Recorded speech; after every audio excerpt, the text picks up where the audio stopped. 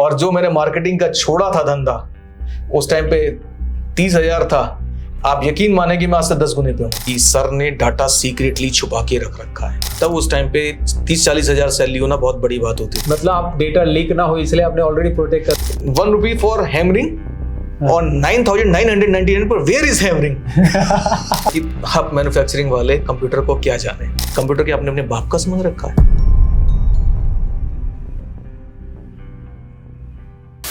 नमस्कार दोस्तों, आज की वीडियो में मैं आपको एक ऐसे पर्सनालिटी से मिलवाने वाला हूं। बेसिकली उनके साथ मैंने अभी रिकॉर्डिंग फिनिश किया है। जी हां, आज की वीडियो में होने वाला एक खास इंटरव्यू, और वो पर्सनालिटी के पास लगभग 22 साल का अलग अलग सेक्टर का एक्सपीरियंस है और फिलहाल वो हमारे डोमेन में काम कर रहे हैं, यानी कि डेटा एनालिटिक्स। बेसिकली वो डिसीजन सपोर्ट सिस्टम पे काम करते हैं और वो है एक रेप्यूटेड कंपनी में बेसिकली डेप्यूटी जनरल मैनेजर। अब उनके बारे में ज्यादा डिटेल्स तो मैं आगे बताऊंगा, क्योंकि इंटरव्यू में वो सारी चीजें पता चलेगी, वो खुद अपनी जर्नी पूरी शेयर करेंगे। लेकिन इस वीडियो में आपको सीखने क्या मिलने वाला है, ये सबसे पहले मैं बताना चाहूंगा। बेसिकली अगर आप एक्सेल पे काम करते हो तो एक्सेल में कौन से फॉर्मूलाज आपको यूज करने चाहिए, वो किस तरह से यूज करने चाहिए, एक्सेल के अंदर किस तरह से हम अलग अलग टूल्स का इस्तेमाल करके बड़े डेटा पे काम कर सकते हैं, ये इंटरव्यू के जरिए आपको पता चलने वाला है। साथ ही में अगर आप माइक्रोसॉफ्ट एक्सेल में सालों से काम कर रहे हो और डेली वही काम रिपीट कर रहे हो, तो उसे ऑटोमेशन करने के लिए कौन सा टूल होता है, ये भी यहाँ पे उन्होंने इंटरव्यू में शेयर किया है। तो मैं तो काफी ओवरवेलमिंग हो चुका हूं उनके काम से, और ऑलरेडी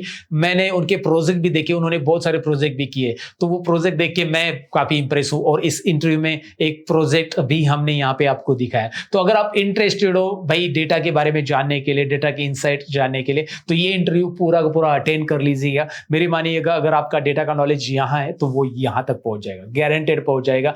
मैं इतना कॉन्फिडेंटली इसलिए बात कर रहा हूं क्योंकि इनका नॉलेज है, ऑलरेडी 22 साल का एक्सपीरियंस है। तो चलिए, अब मैं इंतजार नहीं करवाऊंगा, मैं यहाँ पे बुलाऊंगा उनका, डायरेक्टली वो इंटरव्यू शुरू करेंगे। मतलब मैंने ऑलरेडी रिकॉर्ड किया, तो वो आपको यहाँ पे इंटरव्यू में दिखाऊंगा। पहले उनका इंट्रोडक्शन होगा और बाकी सारी चीजें होगी। लेकिन एक बात इंपॉर्टेंट बताना चाहूंगा, अगर ये इंटरव्यू आपने पूरा देख लिया है तो आप इस वीडियो को जरूर लाइक करना, शेयर करना और कमेंट करना। चलिए शुरू करते हैं। मैं बुलाना चाहूंगा हमारे आज के खास मेहमान को।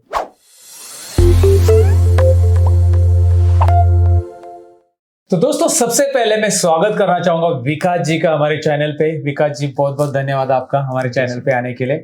और मैं आपसे ही आपका थोड़ा सा इंट्रोडक्शन पूछना चाहूंगा। बेसिकली आप हमारे ऑडियंस को बता दें कि भाई आपने आपकी जर्नी कहाँ से शुरुआत की, आपका क्या क्या क्वालिफिकेशन रहा, कहाँ आपने कौन कौन से सेक्टर में बेसिकली जॉब किया, कौन कौन से सॉफ्टवेयर यूज किए। एक थोड़ा सा आपका बैकग्राउंड हमें बता दीजिए ताकि हमें आइडिया हो जाए। फिर बहुत सारे सवाल भी मैं आपको पूछने वाला हूँ, ताकि जो फ्रेशर है, बेसिकली बहुत सारे फ्रेशर्स भी यूजर है यहाँ पे, मतलब जो ग्रेजुएशन होने के बाद उनको आइडिया नहीं रहता है कि अपनी लाइफ में करना क्या है।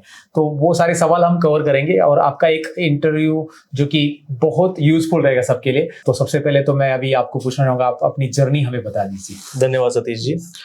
सतीश जी, अगर मैं अपनी जर्नी की शुरुआत करूं तो अपनी पहली जॉब मैंने 95 में शुरू की थी, एक टीचिंग की जॉब। ओके। एक टीचिंग की जॉब एक छोटे से प्राइमरी स्कूल में, चूंकि हाई स्कूल के बाद कुछ फाइनेंशियल प्रॉब्लम्स थी, तो मैंने हाई स्कूल के बाद में अपनी टीचिंग की जॉब आरंभ कर दी थी। छोटे बच्चों को पढ़ाता था, उस प्राइमरी तक के स्कूल में जाता था, 6-7 किलोमीटर साइकिल चला के अपने शहर से थोड़ा सा बाहर था। ओके। उसके बाद साथ साथ मैंने अपनी BSc DMS की पढ़ाई की।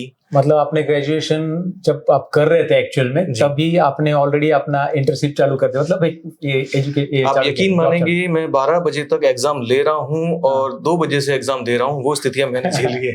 राइट। मतलब एट ए टाइम आप एग्जाम ले रहे हो बच्चों का, और उसी में एग्जाम आपका खुद का भी दे रहे थे। खुद का भी दे रहा हूँ, मतलब क्योंकि हमारे BSc के जो होते थे यूपी उसमें बुंदेलखंड यूनिवर्सिटी में, तो 2 बजे से या 2 बजे के बाद से एग्जाम होते थे, 2 से 5 तक का, 2 से 3 तक का। तो हम 12 बजे तक मैं ले रहा हूँ और 2 बजे के बाद मैं एग्जाम देने जा रहा हूँ। मेरे लिए एक हेक्टिक सवाल होता था। उस तरह से मैंने अपनी एजुकेशन का शुरुआत की। फिर उसके बाद आफ्टर BSc मैं एक उस टाइम पे टॉप फार्मा कंपनी में, आज भी है, तो उसके अंदर एज ए मार्केटिंग एग्जीक्यूटिव या मैनेजमेंट आपकी मेडिकल रिप्रेजेंटेटिव के रूप में अपनी शुरुआत करी। ओके। मेडिकल रिप्रेजेंटेटिव के रूप में शुरुआत करके के बाद में तो वो आपका मतलब ऑफिशियल वर्क शुरू, 98-99 से मेरा ऑफिशियल वर्क शुरू हुआ। 98-99 पे मैंने जब अपनी मार्केटिंग की जॉब की शुरुआत की, कुछ साल बाद मुझे वहां पे से फील्ड में जॉब करते करते, क्योंकि उस टाइम छोटी कंपनी में काउंट होती थी, लगभग 100 करोड़ का ग्रुप था, टॉप 5 में आता था। ने मुझे फील्ड में काम करते करते फील्ड से अपने उसमें उठा लिया। अच्छा, मतलब पहले आप ऑफिस या कंप्यूटर में कुछ काम नहीं था आपका, आप बस मार्केटिंग का वर्क था। कंप्यूटर की नॉलेज मुझे अपनी एजुकेशन की टाइम पे शुरुआत में मिली थी उद्यमिता विकास में। उद्यमिता विकास के टाइम पे एक डिप्लोमा होता था कि मुझे अपने सोचा था कि लोन लेके अपनी एजुकेशन को पूरा करूंगा, बढ़ाऊंगा, तो उसके लिए एक डिप्लोमा होता था उद्यमिता विकास का। तो वहाँ पे एक छोटा सा कंप्यूटर सेंटर था वहाँ पे तुली सर का हमारे, तो उनके यहाँ मैंने थोड़ा सा कंप्यूटर सीखा था। उस टाइम पे डॉस सिखाया जाता था, क्योंकि मैं 96-97 की बात कर रहा हूँ। तब उस टाइम पे ना तो आपका विंडो आई थी ढंग से, ना आपका सिस्टम बने थे। बड़े बड़े डब्बे होते थे, फ्लॉपी होती थी। फ्लॉपी पे हम काम किया करते थे। सेव करने के लिए भी बहुत उसे बार बार कमांड देनी पड़ती थी। कॉपी अगर गलती से डेल टपल स्टार लग गई तो पूरा हार्ड डिस्क चली गई। वो आज भी वैसा ही है, बट उसकी शुरुआत हुई मेरी वहां से। देन फिर मार्केटिंग के साथ साथ मुझे मार्केटिंग में फिर में काम करते करते मुझे एक छोटी सी कंपनी है सहारनपुर की, यूपी के अंदर, उसने मुझे वहां से पिक कर लिया। फील्ड से मुझे खुद पिक कर लिया, मेरी वर्किंग, मेरा उसको देखते हुए, मार्केट में मेरा रेपो देखते हुए, क्योंकि मैं का पूरा नॉर्थन उस टाइम पे उत्तराखंड और यूपी एक था, तो मैं नॉर्थन जोन पूरा मार्केटिंग पूरा देखा करता था। कंपनी थी सहारनपुर बेसिस, छोटी सी कंपनी, वडोदरा बेस का उसका मैन्युफैक्चरिंग था। उसने मुझे वहां से पिक कर लिया एंड उसमें मार्केटिंग के मैं टॉप पे रहा, national sales manager. Oh my god, मतलब आपने उस जो फील्ड आपने ली थी उसके टॉप पे उस टाइम पे मैंने सोचा कि चूंकि मैं मार्केटिंग में बहुत अच्छा निकल गया हूँ, ओवर कॉन्फिडेंस आ गया कि मैंने काम करता हूँ, मैन्युफैक्चरिंग को समझता हूँ।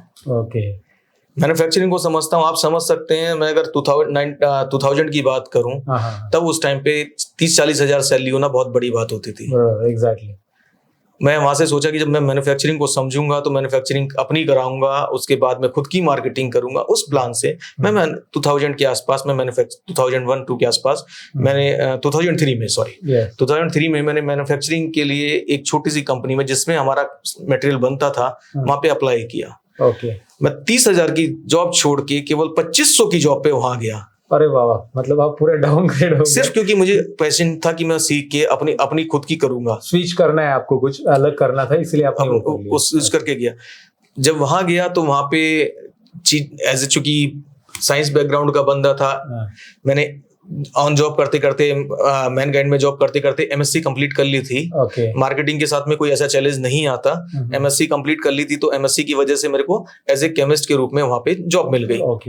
आपका पूरा स्विच हो गया, मार्केटिंग से आप डायरेक्टली अभी मैन्युफैक्चरिंग में चला गया। मैन्युफैक्चरिंग के बाद में मैंने वहां पे कई कंपनियों में काम किया। सबसे पहली कंपनी थी मेरी एज ए मैन्युफैक्चरिंग केमिस्ट। वहां हमारे बहुत अच्छे सर थे, उनसे मैंने बहुत कुछ सीखा। उन्होंने मुझे फास्ट लर्नर बना के इतना वो अच्छा किया कि मुझे जल्दी ही, मतलब आप मान लीजिए 1.5 साल में मुझे उन्होंने अप्रूव्ड मैन्युफैक्चरिंग केमिस्ट बना दिया। एफडीए से अप्रूव करा के, मेरा टेस्ट पास करा के मुझे अप्रूव करा दिया। बट वो सब आपके परफॉर्मेंस की बदौलत, मतलब परफॉर्मेंस की बदौलत, क्योंकि उन्होंने मुझे केमिस्ट कम R&D का केमिस्ट रखा था। और R&D में मेरी रिसर्चेस थी। मैं उस टाइम पे कुछ ऐसी चीजें बना रहा था जो हमारी उस टाइम सोच थी कि हम वो चीज मार्केट में लाएं जिससे कि हम इजीली ऊपर हो जाएं। बराबर। लेकिन वो आप रिसर्च कैसे करते थे उस टाइम? गूगल भी सर उस टाइम पे हम केवल अपनी बुक्स वगैरह के थ्रू करते थे, फार्माकोपिया करते थे। और उस टाइम पीडी कोहली की बुक्स आती थी फार्माकोपिया की, लियोन लेकमैन बुक्स आती थी, जिन्हें हम स्टडी किया करते थे और उसके बाद में हम अपना काम किया करते थे। आज की डेट भी शायद वो प्रोजेक्ट मेरे ख्याल से अभी तक कामयाब किसी का नहीं हुआ। हमने कोशिश करके बच्चों के लिए जो अमोक्सी आती कड़वी सी, हमने उसकी जेली बना दी थी। अमोक्सी की सॉस बना दी थी ताकि बच्चा सॉस के रूप में खा ले दवाई की जगह। अब एक नया कॉन्सेप्ट लॉन्च किया था, सिलेंडरफिल साइट्रेट, जो वियाग्रा बोलते हैं, उसकी हमने जेली बना दी थी, जो आज भी मार्केट में चलती है। जेली, चॉकलेट, वो उस कॉन्सेप्ट मेरी उस आउट ऑफ परफॉर्मेंस, मैंने इसका कोल्ड ड्रिंक भी बनाया था, बट इंडियन मार्केट में चल नहीं पाया। वो R&D डिपार्टमेंट में आपने बहुत सारा, मैंने एज ए मैन्युफैक्चरिंग केमिस्ट या साइंटिस्ट के रूप में वहां पे वर्क किया। तो वहां पे उन्होंने मुझे वो देखते हुए अपने यहाँ पे मुझे थोड़ा सा FDA के साथ में मेरा कॉन्टेक्ट वो करा के FDA से गवर्नमेंट अप्रूव्ड मैन्युफैक्चरिंग केमिस्ट बना दिया। ग्रेट। एंड फिर 2-3 साल ओमेगा में करने के बाद, 3 साल के बाद में, चूंकि 3 साल में अप्रूवल मिलता है, 3 साल के बाद में मुझे वहीं पे नई कंपनी लॉन्च हो रही थी, बायोटेक। ने, चूंकि मेरे सर उनके नोन थे, उन्होंने मुझे एज ए वहां पे प्लांट हेड बना के भेज दिया। इट्स मेरे लिए ग्रेट जंप था। ओके, एक केमिस्ट से सीधा प्लांट हेड। ओके, आपका प्रमोशन तो हुआ है, साथ में सैलरी हाइक वगैरह सब कुछ हो गया उस टाइम पे 2,500। मतलब आपका वो जो डिसीजन था स्विच करने का वो कामयाब होता दिख रहा था, लेकिन अभी उतनी सैलरी पे नहीं पहुंचा था। अच्छा, ओके।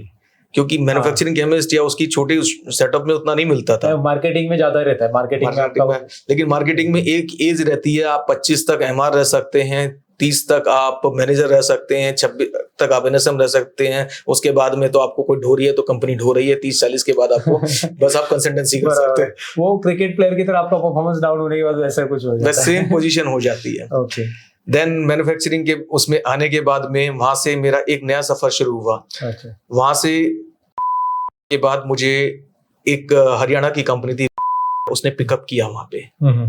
उसने मुझे वहां से खुद पिकअप किया और पिकअप करके मुझे चूंकि प्लांट के साथ साथ ऑपरेशन और टेक्निकल चीजें दे दी गई। ओके, मतलब अब आपका जर्नी चालू हो गया सिस्टम के ऊपर। हाँ, मेरा सिस्टम के ऊपर चालू हुआ। तो मेरा वहां पे मुझे कॉस्टिंग भी देखनी थी, मुझे बजटिंग भी देखनी थी, मुझे ऑपरेशंस भी देखने थे।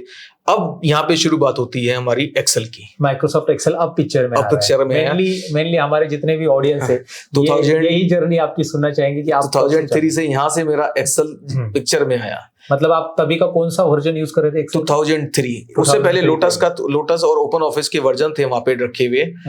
चूंकि ओपन वो कुछ टाइम ही तक मिला, उसके बाद 2003 जिसमें 65,000 रॉ होती थी कि 65,000 के ऊपर रॉ नहीं होती थी शीट्स के अंदर, हम वहां पे लिमिटेड होते थे। देन वहां पे हमारे पास में टैली था, वहां पे टैली के साथ में हमें, लेकिन जितने भी काम होते थे आप समझ सकते हैं, कंपनी के 2 शीट्स होती थी उस टाइम पे। ओके, एक अकाउंट जो गवर्नमेंट को दिखाना, एक अकाउंट जो अपना कंपनी का एक्चुअल मेंशन करना है, जिसके ब्याह पे हमें पूरा काम करना है। उस टाइम पे मैंने एक्सेल को डीपली सीखना समझना शुरू किया। हुआ क्या था कि मुझे बोला गया था कि आप मैन्युफैक्चरिंग वाले कंप्यूटर को क्या जाने। मतलब आपके लिए चैलेंज था और आप चैलेंज ले लिए। आप यकीन मानेंगे, मैंने उसके लिए पर्टिकुलर एक कोर्स किया था, CEH certified ethical hacker 2002। Computer में एक्सपर्ट बनने के लिए। ओके, और इथिकल हैकिंग का आपने सीखा? इथिकल हैकिंग का मैंने किया था उस टाइम पे। इथिकल हैकिंग का पूरा कोर्स किया था। उसके बाद में मैंने वहां पे उसके साथ साथ फिर बाद में मेरे को जब आने की जरूरत पड़ी तो मुझे पड़ी एक्सेल की। इथिकल हैकिंग का तो वहां कोई यूज नहीं। तो एक बात मैं ऑडियंस को बताना चाहूंगा, हम यहाँ पे मल्टी पर्सनैलिटी से बात कर रहे हैं। बेसिकली इनको खाली एक्सेल में ही एक्सपर्टीज नहीं, मतलब इनका तो इन्होंने बहुत सारे कोर्सेज किए, तो ये इथिकल हैकिंग का भी नॉलेज है इनके पास बेसिकली।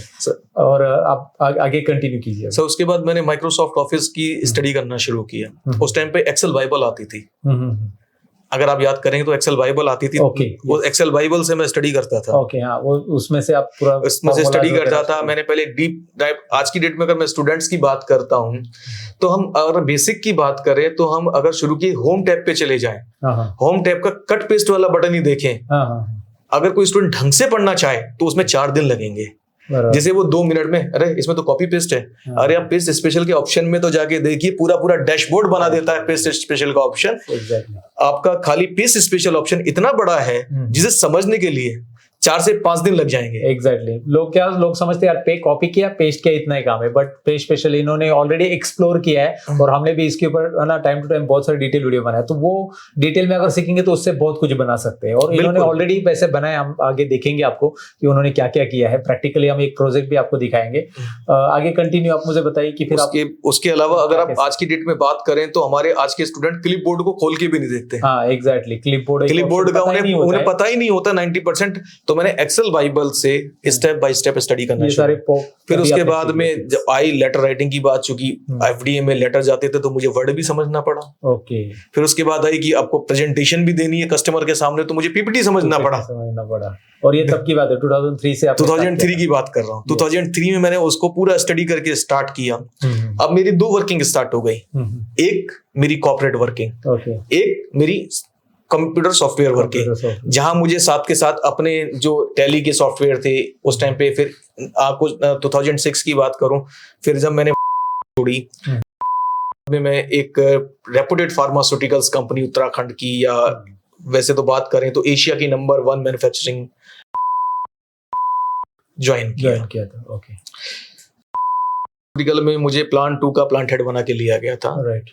वहां पे चूंकि सिस्टम अच्छे खासे इम्प्लीमेंटेड थे, उस टाइम पे ERP और टैली बेस्ड सॉफ्टवेयर और डॉस बेस्ड उनके खुद के बनाए सॉफ्टवेयर चलते थे। अब कुछ उस चीजों से एक्सट्रैक्ट करके वहां पे बहुत सारी वर्किंग होती थी, जैसे बॉम्ब का एक्सट्रैक्शन करना, रिक्वायरमेंट निकालना, MRP का मतलब मटेरियल रिक्वायरमेंट प्लानिंग उस टाइम सॉफ्टवेयर में नहीं होती थी। और बॉम्ब का मतलब होता है बिल ऑफ मटेरियल उस टाइम पे नहीं होता था, क्योंकि ये बात कर रहा हूं मैं 2006 की। ERP का वर्जन 2010 के बाद से उसमें MRP ERP सब चीजें अपग्रेड होके आने शुरू हुई, लोग ओरेकल या उनकी तरफ जाना शुरू हुए। उससे पहले नहीं होता था, तो हमने एक्सेल के बेस पे हमने उस चीज को शुरुआत की। राइट, एक्सेल के बेस पे शुरुआत की और मेरे साथ एक बहुत बढ़िया इंसिडेंट घटा। मैंने एक एक्सेल का एक प्रोजेक्ट बनाया। उस प्रोजेक्ट में मैंने अपना रिक्वायरमेंट का कि अपने आप ऑटोमेटिक जैसी ऑर्डर डले अपने आप रिक्वायरमेंट टैली हो जाए, इधर से स्टॉक की फाइल डले तो अपने आप स्टॉक से टैली होके बची हुई माइनस होके सामने रिक्वायरमेंट आ जाए। और इस प्रोजेक्ट को बनाने के लिए आपने एक्सेल खाली यूज किया कि एक्सेल के फॉर्मूला और मतलब फॉर्मूला तो यूज किए होंगे, एक्सेल प्रोग्रामिंग भी यूज किया था? देखिए, इसलिए उस टाइम पे जब शुरुआत की बात कर रहा हूँ तो उस टाइम पे मुझे प्रोग्रामिंग या उस टाइम पे मुझे VBA नहीं आता था एक्सेल में। ओके, तो उस टाइम पे हमने इसे बेसिक जर्नी की तरह से लिया था। उस टाइम पे हमने क्या किया था कि हम स्टॉक के लिए एक फाइल अपडेट करते थे। हमने उसको आप समझ सकते हैं कि हमने उसको 3 स्टेप कॉन्सेप्ट बना के यूज करना शुरू किया था। राइट, 3 स्टेप कॉन्सेप्ट का मतलब है एक स्टेप वो जिसमें हम कंप्यूटर या सॉफ्टवेयर से जो हमारा ओरेकल का था या जो हमारा टैली का था या जो हमारा उसका था उसकी डायरेक्ट फाइंड का डंप निकलता था। वो कंप्यूटर में पुराने रॉ डेटा आपके एक्सेल में पहले आता था, वो पहला स्टेप एक्सेल में आता था और उस फाइल को हम एक पर्टिकुलर लोकेशन पे सेव करते थे। और पहली बार तो लोकेशन पे सेव की, दूसरी बार हमेशा उसको रिप्लेस करते थे। मतलब वहाँ पे सॉफ्टवेयर उसको ओवरराइट उसका नाम चेंज नहीं करते थे। उसी फाइल में डेटा आप ओवरराइट करते रहते थे। मतलब मैंने इस फाइल को सॉफ्टवेयर से लिया, पुरानी फाइल को उसके ऊपर रखा और पुरानी फाइल को उससे रिप्लेस कर दिया। ओवरराइट कर दिया। मतलब पहला स्टेप था कि पहली जो डाटा सॉफ्टवेयर से आया वो तुरंत पहली फाइल खत्म, दूसरी फाइल आ जाए, क्योंकि सॉफ्टवेयर की खासियत होती है वो जो लेआउट सेट होता है उसी तरह का डाटा देगा, बार बार वही डेटा आपको उसी तरह का उसी फॉर्मेट में डेटा देगा। उसका डेटा का फॉर्मेट चेंज नहीं होता। कोई भी सॉफ्टवेयर हो वो अपना उसका एक पैटर्न होता है, उसके थ्रू होता है। कोई भी सर्वर से अगर डेटा लेते हैं ना बेसिकली, तो वो एक ही फॉर्मेट में आएगा, एक ही पैटर्न। वो आपका फर्स्ट स्टेप था कि उसे एक एक्सेल पे ओवरराइट करते रहता है। बिल्कुल। दूसरा स्टेप था, उसके बाद मैंने एक मीडिएटर फाइल बनाई थी जिसमें से हमने पेस्ट स्पेशल के पेस्ट लिंक फंक्शन का यूज किया। उस शीट का जितना भी डेटा था पूरी शीट को कॉपी, क्योंकि 65,000 रो होती थी, पूरी शीट को कॉपी करके एक शीट के ऊपर पेस्ट स्पेशल लिंक कर दिया। पेस्ट स्पेशल ये जो बहुत यूजफुल है ना ऑप्शन है, इन्होंने जो बताया अभी, इससे इन्होंने बहुत बड़े बड़े प्रोजेक्ट बनाए। अभी वो सारे प्रोजेक्ट तो हम आपके साथ कॉन्फिडेंशियल डेटा की वजह से शेयर नहीं कर सकते, लेकिन पेस्ट स्पेशल का इन्होंने बहुत ज्यादा यूज किया। मैं भी शॉक रह गया कि भाई इतने सारे प्रोजेक्ट इन्होंने बनाए पेस्ट स्पेशल से।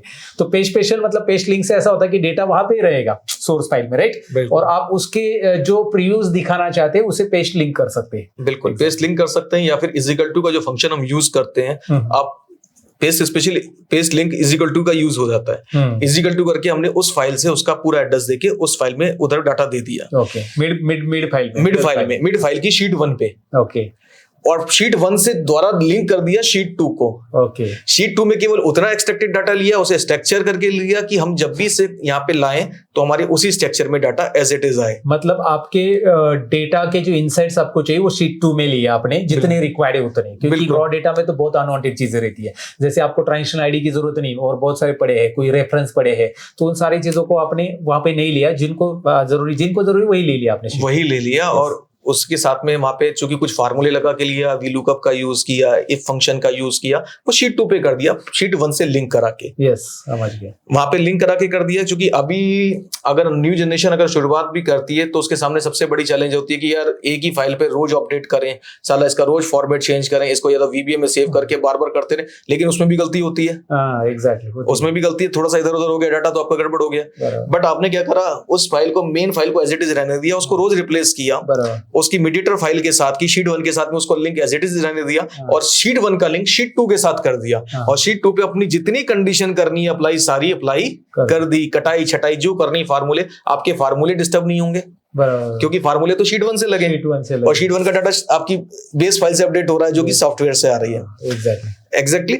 देन हमारा शीट 2 अपडेट हुआ।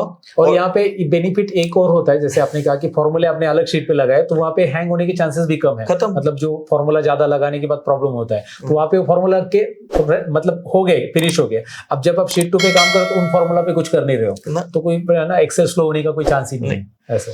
एंड थर्ड वन आ गई कि उसके बाद में जो हमें अब शीट 2 पे चूंकि फार्मूले लगे हैं उसका साइज भी बड़ा होगा, मीडिएटर फाइल का साइज भी बड़ा होगा, आपको किसी को शेयर भी नहीं कर सकते। बराबर, एग्जैक्टली। अब आपको सपोज सीनियर को रिपोर्ट शेयर करनी है, या आपको क्लाइंट को दिखानी है, तो वो नहीं आपको उसकी पाइवट के थ्रू बना के या कुछ भी करके पाइवट को आपने क्या किया, मीडिएटर फाइल को बिल्कुल नहीं छेड़ा। मीडिएटर पहले शीट 1 खोली, फिर 2 मीडिएटर फाइल खोली, एंड थर्ड वन फाइल जो हमें डिस्प्ले करनी है, जिसे हमें सबको दिखाना है, जिसे कहते हैं शोकेस या डैशबोर्ड। हमने उसके अंदर उस डाटा को डिस्प्ले किया शीट 2 के लिंक से चाहे पाइवट का लिंक शीट 2 से दे दिया या इधर भी सेम इमेज को कॉपी करके इमेज स्पेशल कर दिया। राइट। मतलब शीट 2 में आपने रिक्वायर्ड डेटा पहले लिया था और उस रिक्वायर्ड डेटा पे अपने डैशबोर्ड बना दिया अलग से, अलग फाइल में। हाँ। तो ये अपना थर्ड स्टेज यानी तीसरी फाइल। तीसरी फाइल बना के, तीसरी फाइल जो मैं शेयर करूंगा लोगों के साथ, और एक्चुअल डेटा लोगों के साथ शेयर होगा ही नहीं ना। कंडीशंस क्या, उसमें 2 केस पास प्लस हो गए, अगर किसी ने मेरा डिलीट कर दिया, किसी ने कुछ कर दिया, मेरी तीसरी को छेड़ भी दिया तो मेरा डाटाबेस सेव रहा, मेरा डाटा सेव रहा, क्योंकि वो तो खाली प्रेजेंट हो रहा है, उसमें कुछ भी किया तो ये बात थी 2007 की। और ये मैं पहले ये बताना चाहूंगा कि ये उन्होंने 2007 में 3 स्टेज में वर्क को डिवाइड किया था, और तभी मतलब अभी ये चैट जीपीटी आया है, VBA इतना डेवलप हो चुका है, ये कुछ भी नहीं था, तभी भी उन्होंने अपने प्रोजेक्ट को ऐसे किया था। अब उन्होंने क्या किया ये हम आगे जानेंगे धीरे धीरे। 2000 उसके बाद में जब मैं वहां पे था तो मेरे साथ एक केस हुआ उस टाइम पे। अब चूंकि मुझे, अगर आप ध्यान दें, अगर मुझे अपनी फाइल को पेस्ट स्पेशल वाली शीट से अगर मुझे अपनी बेस फाइल को खोलना है डाटा अपडेट करने के लिए, तो मुझे उसको प्रोटेक्ट करना पड़ेगा, लॉक करना पड़ेगा। मैंने लॉक करूंगा तो उस पर डबल क्लिक करूंगा तो राइट में सीधी जाके फाइल मेरी वाली कौन सी खुल जाएगी, बेस फाइल खुल जाएगी, तुरंत डाटा अपडेट हो जाएगा। ये शॉर्टकट मेथड था। मैंने प्रोटेक्ट करके पासवर्ड लगा दिया। ओके, पासवर्ड लगा दिया। तो मेरे पीछे पता नहीं, मैं 1-2 दिन की छुट्टी पे था, मेरे पीछे किसी और ने उसको साथ करने की कोशिश की, पासवर्ड लगा हुआ था, खुला नहीं, उसने मेरी कंप्लेंट डाल दी HR में, ये वो कि सर ने डाटा सीक्रेटली छुपा के रख रखा है। अरे भाई, सामने शीट में दिख रहा था, सब कुछ था, मुझ पे इंक्वायरी बैठ गई। ओके, मेरी टर्मिनेशन की तैयारी हो चुकी थी। अरे मतलब अच्छा 2008 या 9 की बात कर रहा हूँ, मेरे टर्मिनेशन की तैयारी हो चुकी थी। ओके। अब कहते हैं किसी को कुबड़े की हमारी लात कुबड़े का निकल गया को। मतलब आप डेटा लीक ना हो इसलिए आपने ऑलरेडी प्रोटेक्ट करके रखा है। लीक नहीं, मेरे को अपडेट करने के लिए प्रोटेक्ट करना। अच्छा, अपडेट करने के लिए भी आपने अपडेट करने के लिए, क्योंकि अगर आपकी प्रोटेक्ट शीट पे डबल क्लिक करोगे तो जिस शीट से लिंक है वो सीधा उसको रिडायरेक्ट होके उसको खोल देगा। समझ गया, मैंने उस फंक्शन का वहां यूज किया था। राइट। एक्सेल के बाइबल के मेरे ख्याल से 5वें-6वें चैप्टर में इसका जिक्र दिया हुआ था। ओके। कि अगर आप पेस्ट लिंक करके आप शीट को प्रोटेक्ट कर देते हो, तो जब आप उस प्रोटेक्ट की पर्टिकुलर कॉलम पे डबल क्लिक करते हो तो जो उस पे एड्रेस है वो उसकी शीट को खोल देगा, वो लिंक को उस शीट को खोल देगा और उसका डाटा अपडेट कर देगा बार-बार। हाँ, यस, अपडेट करने की जरूरत नहीं पड़ेगी आपको। हाँ, यस, समझ गया। अब मेरे पे HR की इंक्वायरी आ गई, मैं छुट्टी पे था, तो मेरे पीछे मेरे लेटर तैयार हो गए टर्मिनेशन की। Office politics. मैं ऑफिस पहुंचा। ओके। ऑफिस पहुंचा, चूंकि एक सीनियर था तो बड़े प्यार से HR ने बुलाया, आपको MD सर ने ऊपर बुला रखा है। MD सर अलग प्लांट में बैठते थे, मैं MD सर के पास गया। MD सर के पीर ने आते ही मेरे पास, वो बहुत स्ट्रिक्ट थी, जो उनकी एडमिन की हेड थी, स्ट्रिक्ट लेडी थी, स्ट्रिक्ट थी, but he is genuine. Okay. First of आते ही उनका पहला क्वेश्चन था, कंप्यूटर के आपने अपने बाप का समझ रखा है। लिटरली ये वर्ड था मेरे लिए कि आपने कुछ भी करके डालेंगे, इसमें कुछ भी छुपा के रखेंगे, आपको किसने अधिकार दिया इसे पासवर्ड लगाने का। फर्स्ट ऑफ मैं जाते ही मैं समझ नहीं पाया मेरे साथ हो क्या रहा है, क्योंकि पहले गेम हो गया था। मुझे अंदर जाने की परमिशन नहीं मिली। मेरे अंदर MD के हाथ से मुझे लेटर मिलना था टर्मिनेशन का, मैं तैयारी के लिए बाहर बैठा हूँ, उन्होंने मुझे आते ही सुनाना शुरू कर दिया। मैं थोड़ी देर साइलेंट रहा, बोले इसके पासवर्ड्स बताओ। मैंने पासवर्ड बता देता हूँ मैंने पासवर्ड्स बता दिए उन्हें। उसके बाद आपने लगाए क्यों, फिर मैंने उन्हें जब डिटेल से समझाना शुरू किया, जी मेरी ये था प्रॉब्लम, मैंने इसके लिए ऐसे करके लगाया और इसके पीछे ये लॉजिक है, और इस लॉजिक की वजह से ये अपडेट होके मेरे पास ये आता, और इसकी वजह से मेरा इतना काम जो आपके 5 बंदे करते थे, मैं उसको आज अकेला बिना किसी बंदे के कंज्यूम करा के खत्म कर रहा हूँ। जिस पूरी कैलकुलेशन पे आती थी, आज आपकी लाइनों में कहीं से कोई on time in full OTIF अगर आपका 30-70% पहुंचा है तो उसका रीजन ये है कि मेरी प्री प्लानिंग, क्योंकि मैं प्लानिंग का बंदा था वहां पे, ऑपरेशन के साथ साथ पूरी प्लानिंग देखा करता था, प्लान को कैसे प्लान करना है, कब किस लाइन पे क्या चलना है, पूरा सेट करना, वो ऑटोमेटिक लाइन के इक्वेशंस के हिसाब से मैंने फार्मूले के थ्रू वो कर रखा था सेट। एग्जैक्टली। अब उसके लिए डाटा चाहिए होता था कि मुझे स्टॉक में कितना पड़ा है, मेरा पास ऑर्डर क्या अपलोड हो गया है, तो उसके लिए मैंने वो बना रखा था सिस्टम। जब उन्होंने समझा तो वो स्ट्रेंज बोले, इस लेवल का काम हो सकता है इसमें, मैंने कर रखा है, आपके सामने प्रैक्टिकल है, आपको रिजल्ट मिल रहा है, आपको रिजल्ट मिल रहा है। तो वो 2 मिनट के लिए शॉक हुई, मैं नाम नहीं लूंगा उनका, 2 मिनट के लिए शॉक हुई। उन्होंने मुझसे बोला, आपके बारे में गलत फीडबैक आ गया मेरे पास। अच्छा। You are not a person of manufacturing, you are not a person of R&D, not a operation, I need in planning. Yes, okay. I need in planning, आपको हम एक नया डिपार्टमेंट क्रिएट करके उसका हेड बना के उसमें रखेंगे, और मैं अभी सर के पास जा रही हूँ बात करने। अच्छा। मेरी एक कॉर्पोरेट जर्नी मल्टीपल प्लांट्स पे उस इतने बड़े ग्रुप में, और दूसरी तरफ की थी, आप मुझे टीचिंग देंगे ऑफिस टाइम में 1 घंटे। अरे वाह, जबरदस्त। तो मेरा एक लर्निंग का या सिखाने में, क्योंकि सीखता आदमी सिखाते वक्त ज्यादा सीखता है। Yes, exactly. क्योंकि क्वेश्चंस आते हैं, वो आंसर देने होते हैं, तो उसके लिए आपको सोचना पड़ता है और आप पीछे से पढ़ के आते हो, आप स्टडी करके प्रिपेयर रहते हो, आप प्रिपेयर रहते हो। आज की डेट में भी अगर मैं बात करूं तो कोई भी टीचर आज 2 घंटे पहले पढ़ता है, 2 घंटे बाद पढ़ाता है। बराबर वही होता है, चाहे कोई भी प्रोफेसर हो या कुछ भी हो, क्योंकि रेगुलर चेंज है, word is change, updating change now. Student और टीचर के बीच में सिर्फ 2 या 3 घंटे का ही डिफरेंस होता है। फर्क इतना, टीचर अपने एक्सपीरियंस से उसे अच्छी तरह समझ लेता है और स्टूडेंट को अपनी लैंग्वेज में समझा देता है, क्योंकि वो टेक्निकल लैंग्वेज में समझ के आता है, बाहर जाके अपनी सिंपल लैंग्वेज में देता है। वहां से स्टार्ट हुई, उन्होंने एमडी सर के पास गए, तो एमडी सर ने बोला, आपको पता है आपका टर्मिनेशन मेरे हाथ में था, मैं आपको देने के लिए बुला रहा था, अभी मैडम ने मुझे आके जो आपके बारे में अपडेट किया है, तो हमें पता लगा कि हम आपको अंडर यूटिलाइजेशन में रखे हैं। अरे राइट। तो जिसके पीछे वो लगी थी, मुझे वहां का बिजनेस स्ट्रेटजी हेड बना दिया गया। राइट। आप स्ट्रेटजिकल के बंदे हैं, तो मेरी जर्नी शुरू हुई स्ट्रेटजी पे। ओके। मैं सप्लाई चेन और स्ट्रेटजी पे, वहां से शुरुआत मेरी हो गई, जिसपे मैं आज तक कंटिन्यू। में कुछ टाइम के लिए मुझे बीच में 2019 के आसपास मुझे चूंकि एकम सर द्वारा एक कंपनी से ऑफर मिला था, मैंने ज्वाइन की। उसके बाद कोविड आ गया, मजबूरी में अप डाउन नहीं हो पाया, छोड़ना पड़ा, वापस पड़ा। And 1 year back growth opportunity के लिए मैंने एक MNC ग्रुप आपकी यहाँ का ज्वाइन कर लिया। वहां पे मैं as a deputy general manager, अभी आप मुंबई में as a deputy general manager work करता हूँ, जहाँ पे मेरे को सप्लाई चेन का एक्सीलेंस प्लस DSS पे है और डिसीजन सपोर्ट सिस्टम पे पूरा बना के रखना पड़ता है, नजर रखनी पड़ती है, मेरी टीम मुझे रिपोर्ट्स करती है, ताकि हम इजीली आज की बात की अगर बात करें तो आज की बात हमें मैनेजमेंट, अगर आप मैनेजमेंट का एक सिनेरियो देखें तो एक बहुत प्यारा सा सिनेरियो मैंने अपने एक्सपीरियंस से गेन किया है, अपने लगभग 22 साल के एक्सपीरियंस से। अगर आप बात करें तो 95 से तो ज्यादा हो जाए वो कहलाएगा, क्योंकि वो टीचिंग का था, बट मार्केटिंग से लेके यहाँ तक का, जिनकी एज मैनेजमेंट के टॉप्स की बात कर रहा हूँ, MD लेवल की या GM लेवल की या मतलब मेरे लेवल की, जिनकी एज 50 के प्लस है या 55 के प्लस है, उन्हें नंबर देखना पसंद है।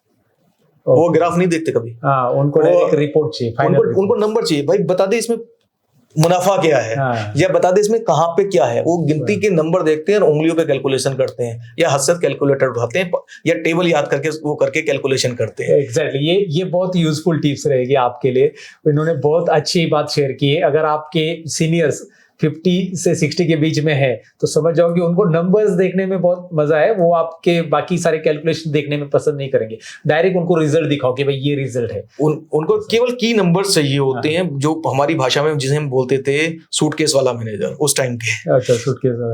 वो उसको कंप्यूटर ढंग से समझ में आता भी हो, कोशिश भी करता हूँ, दिखाता हूँ मुझे सब कुछ आता है, मेल वगैरह चलाता भी होगा, लेकिन इंटरेस्टेड होगा हमेशा नंबर फिगर पे। यस, KPI चाहिए भाई, ये आंकड़ा क्या है, प्रॉफिट कितना है, लॉस कितना है, ये कितना है, ये कितना है। अब आते हैं, बात करते हैं 55 से 45 तक की। मतलब यस 45, ये 10 साल के, इस 10 साल के स्पेन के बीच के। इस वाले देखना तो चाहते हैं आपको प्रेजेंटेशन में, ग्राफ भी और ये भी, बट इन्हें देखना इनकी नजर में भी केवल नंबर ही होता है। ओके। इनका फोकस हमेशा नंबर, आपको कहेंगे बना के लाने के लिए सब कुछ, और दिखाएंगे कि हमें सब कुछ आ रहा है, Yes. दिखाओ हमें, लेकिन बात करेंगे हमेशा उन्हीं नंबर पे 4 पे। हाँ, आपने क्या क्या काम किया वो भी देखेंगे और उनको रिपोर्ट्स तो देखनी ही है फाइनली, ऐसा। अब आते हैं अगर 45 से डाउन पे, यस। इस जनरेशन में चेंज है। हाँ। 45 40 के आसपास की जनरेशन है, जो न्यू जनरेशन, इसमें चेंज है। ये आपके देखते हैं खाली ग्राफिकल रिप्रेजेंटेशन, क्योंकि ग्राफ का जो इंपैक्ट पड़ता है माइंड पे सीधा पड़ता है। यस। आप मैं नंबर लिख दूं, एक इतनी सारी नंबर की शीट दे दूं, उसकी जगह डैशबोर्ड में ग्राफ में 3 डिजिट दिखा दूं और ग्राफ दिखा दूं कि ऊपर जा रहा है, ये नीचे जा रहा है, ये जा रहा है, उसका जो साइकोलॉजिकल अटैक पड़ता है वो जबरदस्त पड़ता है। और जो 45 से नीचे की जनरेशन है, इवन अगर मैं 35 वाली करूं तो वो तो आपकी बीआई टूल के बिना बात ही नहीं करेंगे। अच्छा, उनको पूरे अलग डैशबोर्ड ही उनको चाहिए, क्लिकिंग डैशबोर्ड चाहिए, बीआई टूल्स चाहिए। लेकिन 35 से 45 के बीच वालों को डैशबोर्ड चाहिए, ग्राफिकल में चाहिए। यस, ग्राफिकल, पूरे वेल प्रिपेयर्ड डैशबोर्ड चाहिए, वेल प्रिपेयर्ड डैशबोर्ड चाहिए पूरा। जैसे पावर बीआई में इंटरैक्टिव डैशबोर्ड हम create interactive dashboard power BI में करते हैं, उसके ऊपर हम उस पे क्लिक करके, उसके स्टिक पे क्लिक करके या उसके बार पे क्लिक करके उसकी अंदर डिटेल में चले जाते हैं। तो ये जनरेशन इसको देखती है। और जो 35 से नीचे वाली उसको देखती नहीं, वो खाली उसका रिजल्ट देखती है जो डैशबोर्ड में दिख रहा है। राइट। आप ये प्रैक्टिकल कभी भी चेक करके देख लीजिए। अगर आप कहीं जॉब कर रहे हैं तो मैं आपसे बोलूंगा एक बार आप प्रैक्टिकल खुद करके देख लीजिएगा। आपके जो टॉप सीनियर होंगे, जो इनकी एज ज्यादा होगी, वो उसी एंगल पे जाके देखेंगे। उनकी फिगर हमेशा की फिगर पे रहेगी, मुझे 4 नंबर बताइए क्या है। इतना मत दिखाओ बस, मुझे तेरे ये ड्रामे नहीं देखने। ये क्या बना के लिया आया। राइट। जो 55 से अब वाले वो यही बात करेंगे। 45 से 55 वाले हमेशा ग्राफ भी देखेंगे, पूरा वो भी करेंगे, जैसे समझने की कोशिश भी दिखाएंगे, लेकिन समझ में नंबर चाहिए उनको बाद में अपने सीनियर को जाके अपडेट नंबर ही करने होते हैं, तो वो भी नंबर पे फोकस रखते हैं। राइट। और 45 से नीचे अगर आपके वो है तो आप बहुत लकी हैं, क्योंकि उसका कारण, क्योंकि उनको आपकी अहमियत पता भी है, वो चीजें समझते भी हैं। 35 वाले तो न्यू जनरेशन वाले हैं। एग्जैक्टली। और आने वाला टाइम तो एआई का है। तो ये एक बहुत ही एक स्ट्रेटेजी जो आपने हमारे साथ शेयर की, ये सबके लिए यूजफुल रहेगा कि बॉस को देख के समझ जाना कि इसकी रिक्वायरमेंट क्या है, वो आपको क्या मांगने वाला है आपके डेटा में से, राइट। तो इसके लिए आपको कौन कौन से टूल्स की नॉलेज रहनी चाहिए, ये पहले ही है ना आपको सीखना है। अब मैं आपको यहाँ पे थोड़े से है ना आगे थोड़ा जर्नी बढ़ा देते। आपकी जर्नी तो हमने जान ली। तो बेसिकली अभी एक्सेल में तो ज्यादा आप काम करते ही हो बहुत सालों से। तो एक्सेल में आप कौन कौन से प्रोग्राम, मतलब बेसिकली प्रोग्रामिंग में क्या क्या प्रोग्राम आप किस तरह से ऑटोमेशन करते हैं, या फिर कौन कौन से फॉर्मूला जो ज्यादा यूज करते हैं आप, जिनकी मदद से आप ऑटोमेशन या फिर काम जो डेली का काम आप रिपीटिव काम होता है ना, उसे आप आसान कर रहे हो बेसिकली आपकी केस में, ऐसा। देखिए सर, अगर मैं जनरल बात करूं, हमारे सामने आज की डेट में सबसे बड़ा चैलेंज क्या आता है कि हमारी जनरेशन के साथ साथ न्यू जनरेशन जो 365 यूज कर रही है। आप जनरली बात करें, ऑफिस 365 के अंदर बहुत सारी चीजें इजी हो गई। एक्स लुकअप के फार्मूले आ गए, टेक्स्ट जॉइंट आ गया, इफ्स आ गया, मल्टीपल फार्मूलेज आ गए, जिन्हें हम आसानी से यूज करके जो काम पहले इफ के अंदर मल्टीपल उसमें करते थे वो कर देते हैं। बट हमारे सामने कंडीशंस क्या होती है कि हमने अपना बना के एनालिसिस सामने देती है। राइट। अब सामने वो कितनी ड्रिल डाउन जाएगी वो उतना नहीं पता। और आज की डेट में 2016 से ज्यादा किसी के कंप्यूटर पे आप जाके देखेंगे, मल्टीपल जहां पे कंप्यूटर्स हैं, जब मल्टीपल रिपोर्ट्स देखते हैं तो उनके केस में क्या आ जाएगा, एक्सेल एनएफ आ जाएगा, आपके फार्मूले ऐसी की तैसी लग जाएगी और उनके सामने बेकार हो जाएंगे। तो हमें वो फार्मूले लेने पड़ते हैं जो 16 में भी चलते हों और 365 में भी चलते हैं। तो हमारा जो फोकस होता है दोनों एंगल्स पे लेके होता है कि मेरा फॉर्मूला यूज कर दिए तो आपने भेज दिया आपके सीनियर को सीट, लेकिन वो 2016 वगैरह यूज कर अपने लैपटॉप में, ऑफिस 365 है ही नहीं। रिजल्ट मिलेगा, लेकिन जैसे ही वो क्लिक करेगा उसको XNF लिख के आएगा और एरर आके वो आपका पूरा काम खत्म। अब वो आपसे सामने से तो कुछ नहीं बोलेगा, लेकिन वो अंदर से वो हो जाएगा। उसको ही दिखाई नहीं दे रहा है ना डेटा, उसे समझ नहीं आ रहा क्या है डेटा। तो सबसे ज्यादा यूज होने वाला फार्मूला अगर पूरी इंडस्ट्री की बात करूं तो VLOOKUP, index, match, sum if, count if. Statistical में sum if, count if, match, VLOOKUP, index, match, VLOOKUP। और वैसे तो कॉन्कैटिनेट लोग यूज करते हैं, लेकिन कॉन्कैटिनेट की जगह हम सब M% को यूज करते हैं, यानी एंड सिंबल को सबसे ज्यादा यूज किया जाता है। जो इंडस्ट्री के अंदर की ये बात करूं, ये 4। उसके अलावा आपकी पेस्ट स्पेशल वाली चीजें खैर हम तो यूज करते हैं, बाकी का नहीं पता हमें, लेकिन उनका यूज किया जा सकता है बेस्टली। और फोकस क्या होता है, हम कोई भी डैशबोर्ड बना रहे होते हैं तो सबसे पहले हमें देखना पड़ता है कि हमारी ऑडियंस कौन है। हम किसे प्रेजेंट कर रहे हैं, कौन से लेवल पे उसे वो डैशबोर्ड समझ में आ सकता है, किस लेवल पे। इसलिए हमें डैशबोर्ड का लेवल उसी ढंग से बनाना पड़ता है कि अगर मैं एक टॉप लेवल की MD लेवल की बात कर रहा हूं तो उसे केवल KPI चाहिए, बस नंबर दिखा दो, बड़े की परफॉर्मेंस इंडिकेटर चाहिए। अब उसके नीचे वाले की बात करेंगे, उसका जो मैनेजिंग पॉइंट है वो नीचे वाले का क्या होगा, क्रिएटिव पॉइंट हो जाएगा। चेकिंग पॉइंट पूरा उनका जो चेकिंग पॉइंट है नीचे वाले का मैनेजिंग पॉइंट हो जाएगा। Managing, yes yes. अब नीचे वही रिपोर्ट आपको नीचे वाले को फॉरवर्ड करेगा। तो हमें ऐसा ऑप्शन देना होगा, उस पर क्लिक करते ही उसके KPIV आ जाए, की परफॉर्मेंस इनपुट वेरिएबल आ जाए। ओके ओके, ये KPI कैसे बने हैं, ये मतलब उसके नीचे उसका ड्रिल डाउन होना शुरू हो जाए। उसका ड्रिल डाउन होना चाहिए कि टॉप जाए तो ऊपर उसके हमारे इस तरह से शो करनी पड़ती है कि ये समरी है, इसके बाद में इस समरी की सब समरी ये रही जो मिड लेयर के लिए चाहिए, राइट, और थर्ड लेयर के लिए जो चाहिए उसको तो डिटेल डाटा चाहिए, डिटेल डाटा चाहिए उसे तो लाइन वाइज कांट वाइज को पूरे हिसाब से काम करना है, तो काम करने वाले को तो काम करने वाला डाटा चाहिए, हर एक ट्रांजैक्शन तो हमें देखना पड़ता है कि हमारी ऑडियंस कौन है, हमारा कस्टमर कौन है। हर एक के साथ हम वेंडर कस्टमर रिलेशनशिप मेंटेन करके चलते हैं, चाहे मेरा जूनियर है या मेरा सीनियर है। अगर मैं उसे डैशबोर्ड दे रहा हूं तो और उससे काम करवा रहा हूं तो उस टाइम पे मैं उसका वेंडर हूँ। एग्जैक्टली। और जब मैं उससे काम ले रहा हूँ तब वो मेरा वेंडर है, मैं उसका कस्टमर हूँ। हाँ, तो वैसे उसी सोच के साथ हमें अपनी ऑडियंस को मैनेज करना होता है, उसी तरह से हमें अपनी एक्सेल की या अपनी शीट्स को डिजाइन करना होता है। अगर हम अपने ऑडियंस को देख के डिजाइन करेंगे, ऑडियंस की डिजाइन के अकॉर्डिंग चलेंगे कि मेरी ऑडियंस को चाहिए क्या, उन्हें समझना क्या है, तो हम अपनी एक्सेल को भी अपने माइंड में। अच्छा, मेरी एक सबसे बड़ी कमी क्या है, मैं कभी भी डायरेक्ट एक्सेल पे काम शुरू नहीं करता। तो आप पहले रफ वर्क बना लेते हैं? पहले मैं एक पेपर रखता हूँ, आज भी पुराने जमाने का बंदा हूँ, क्योंकि मैं भी 41 का हूँ, 42 हो गया तो आप भी पेपर वर्क नहीं करते? मैं भी करता हूँ, मुझे भी अभी कोई कुछ वीडियोस बनाने तो मैं पहले स्क्रिप्ट लिख लेता हूँ। मैं क्या करता हूँ, पहले जो मुझे ग्राफ बनाना है या मुझे वो कुछ बनाना है, A4 का पेपर लेता हूँ ब्लैंक, उसके ऊपर हाथ से ड्रा करके देख लेता हूँ कि दिखेगा कैसा। यस एग्जैक्टली, आप एक लेआउट बना लेते हैं। माइंड के अंदर जब तक आपके लेआउट नहीं आएगा, आप काम शुरू करके बना दो तो फिर तो वो वाली बात हुई कि मैंने आज के दिन में कहेंगे बुर्ज खलीफा 2 बंदों ने कमरे में सोचा बन गया, नहीं ऐसा नहीं बना। पहले उसका डिजाइन बना, लेआउट बना, देन बना। जो आपके माइंड में है पहले पेपर पे उतार लो। यस, मेरे सामने कई बार सीनियर्स के सामने डिस्कशन होती है, यार इसको ऐसे ऐसे करके ले आओ। मैंने ठीक है सर, पेपर पे लिख लेते हैं। पेपर पे लिख लिया मैंने, सर इसके साथ में ये रखूंगा तो आपके सामने ऐसे करके ऐसे दिखाई देगा। तो वो की समझ में आता कि नहीं ऐसा नहीं होना चाहिए कि तो एक लाइन में इसमें कैसे करेंगे शो, नहीं बोल के मतलब ही नहीं। एग्जैक्टली, आपने कहा लेआउट जब बनेगा तब पता चलेगा। पहले पेपर पे लेआउट बना लो। पेपर पे सोच लो कि आपको दिखाना क्या है, कौन सा ग्राफ यूज करना है। हर ग्राफ हर जगह यूज नहीं होता। हम मैक्सिमम लोग कई बार देखते हैं पाई ग्राफ यूज करना शुरू कर दिया। सर पाई ग्राफ केवल परसेंटेज के लिए, जहां 100 से एक ही लाइन पे यूज होता है। बहुत से लोग क्या करते हैं, पाई वर्ड के अंदर पाई ग्राफ लगा दिया और 3-3 उसमें, वो लास्ट वाले का लेता है हमेशा। यस, और पहले का नहीं लेता, वो कंफ्यूज रहता है कि हमारा क्यों नहीं आ रहा आंसर। पाई चार्ट उसके लिए यूज ही नहीं करना है, यूज ही नहीं करना। राइट, हमें पाई चार्ट या अपना क्या नाम है पाइवट टेबल का यूज हर उस जगह पे करना। बहुत से लोग करते हैं कि हर जगह पाइवट नहीं चलता सर। सब जगह, कुछ जगह समीप से भी काम हो जाता है, कुछ जगह इजिकल टू से भी काम हो जाता है। जब हमारे को इजीली काम चल रहा है तो कॉम्प्लिकेट करने की जरूरत ही नहीं। एग्जैक्टली। आपसे मैं डिस्कस कर रहा था कि मैंने पहले 2007 में 3 फाइलें बनाई, मीडिएटर बनाई, उसके बाद काम शुरू किया। अब आप प्रोजेक्ट कैसे बनाते हैं? आज की डेट की अगर बात करूं तो मुझे 3 फाइल बनाने की जरूरत ही नहीं है। ओके, मेरी देखो पहला स्टेप तो आज भी वैसा ही है।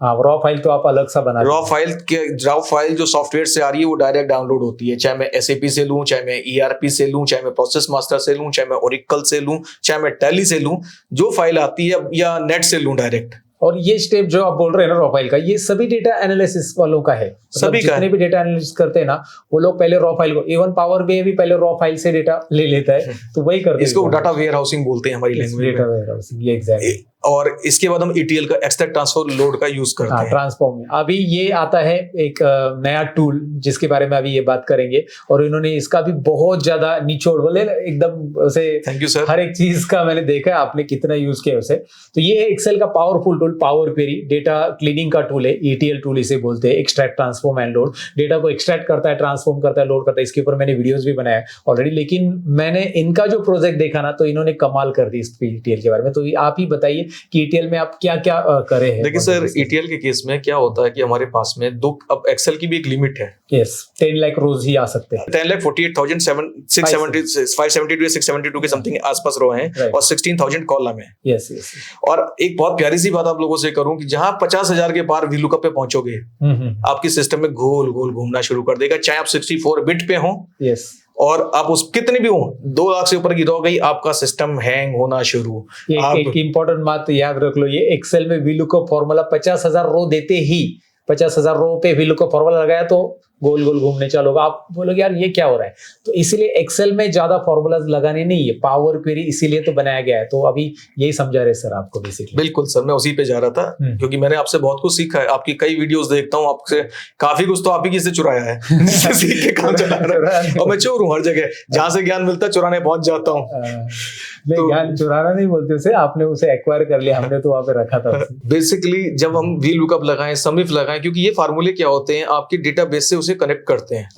डेटाबेस से कनेक्ट करते हैं, दैट मींस वो बार बार वो एक्सरसाइज करके वहां से उसको ला रहा है। हमें फार्मूले को जानने के लिए फार्मूले को डीप से समझना पड़ता है। अगर हम फार्मूले को, हमारी जनरेशन क्या होती है, 90% को ये नहीं पता VLOOKUP में लास्ट में 0 की जगह 1 लगा दूं तो क्या होगा, वो पता ही नहीं होता है। वो मेरे वीडियोस मैंने बनाने के बाद नीचे कमेंट करके उन्होंने बोला सर हमने ये अभी सीख लिया। मतलब 0 के बाद 1 लगाने का मतलब क्या होता है, VLOOKUP को मैं करीब, अगर गलत नहीं कहूं तो लगभग 85 तरह से यूज कर चुका हूं।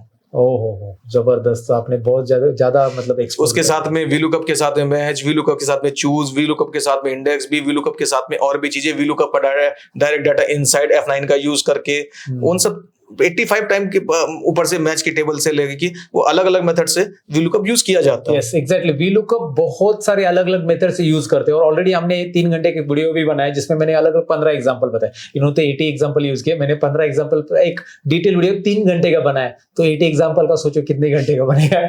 तो वो वीडियो अगर आप देखना है तो हम उसका लिंक आपको डिस्क्रिप्शन में दे देंगे। अगर आपको पता नहीं कि भाई 0 की जगह 1 मतलब अप्रोक्सीमेशन मैच और एग्जैक्ट मैच क्या होता है, जो सर ने बात की अभी एग्जैक्टली, और वो बहुत इंपॉर्टेंट चीज है उन्होंने जो बताई, क्योंकि उन्होंने ऑलरेडी ये प्रैक्टिकल चीजें फेस की है कि भाई मैं 0 ही क्यों यूज कर रहा हूँ, क्यों 1 नहीं यूज करूंगा, और 1 यूज करूंगा तो क्या रिजल्ट मुझे मिलेगा, तो वो वहां पे आपको वीडियो में देखने मिलेगा। या फिर ZLOOKUP वाला, ZZZ का, 999 का, 99 वाला, या VLOOKUP से लास्ट का सबसे उठाना है कि मेरी शीट में सबसे लास्ट में जो एंट्री आ रही है उसको उठाने के लिए, या रिवर्स VLOOKUP करने के लिए चूज का फंक्शन का यूज करना, ऐसे मल्टीपल फंक्शन उसका यूज होता है। 90% हमारे स्टूडेंट VLOOKUP का फार्मूला लगाते हैं, वो उसमें गहराई में जाना नहीं चाहते कि VLOOKUP का एक्चुअल स्ट्रक्चर क्या है। VLOOKUP इतना पावरफुल और पॉपुलर क्यों है ये उनको नहीं पता। उनको लगता है VLOOKUP मतलब डेटा फेच कर लिया बस, मतलब पहली बार के बाद नीचे की रॉ नहीं उठाता तो उसको कैसे उठवानी है, वो भी है। और डुप्लीकेट वैल्यूज है तो भी VLOOKUP हम काम करवा सकते हैं। हम दूसरी एंट्री पे कैसे लेंगे, उसके साथ में काउंटिफ को कैसे लगाएंगे, काउंटिफ का हेल्पर कॉलम कैसे यूज करेंगे, देन उसको सेकंड रो को कैसे उठाएंगे, थर्ड को कैसे उठाएंगे। VLOOKUP अपने आप में एक बड़ा टूल है। XLOOKUP ने उसकी वैल्यू बहुत कम की है, लेकिन XLOOKUP की प्रॉब्लम अभी क्या है, 365 90% ऑफिस में टॉप जगह तो मिलेगा, लेकिन जब जहां पहुंचते हैं ना डेस्क पे, और जहां पहुंचते हैं हम उसके क्या नाम है शॉप फ्लोर पे, वहां पे आज भी पास 365 नहीं, 16 मिलेगा या कई जगह 10 मिलेगा, या फिर वो ये प्रैक्टिकल है। गवर्नमेंट ऑफिसेस में 7 यूज कर रहे हैं आज तक। ओके, 2007 एक्सेल यूज कर रहे वो लोग। हम तो XP और पेंटियम वाले हैं सर, 98 विंडो वाले। लेकिन आपने अपडेट कर लिया सर।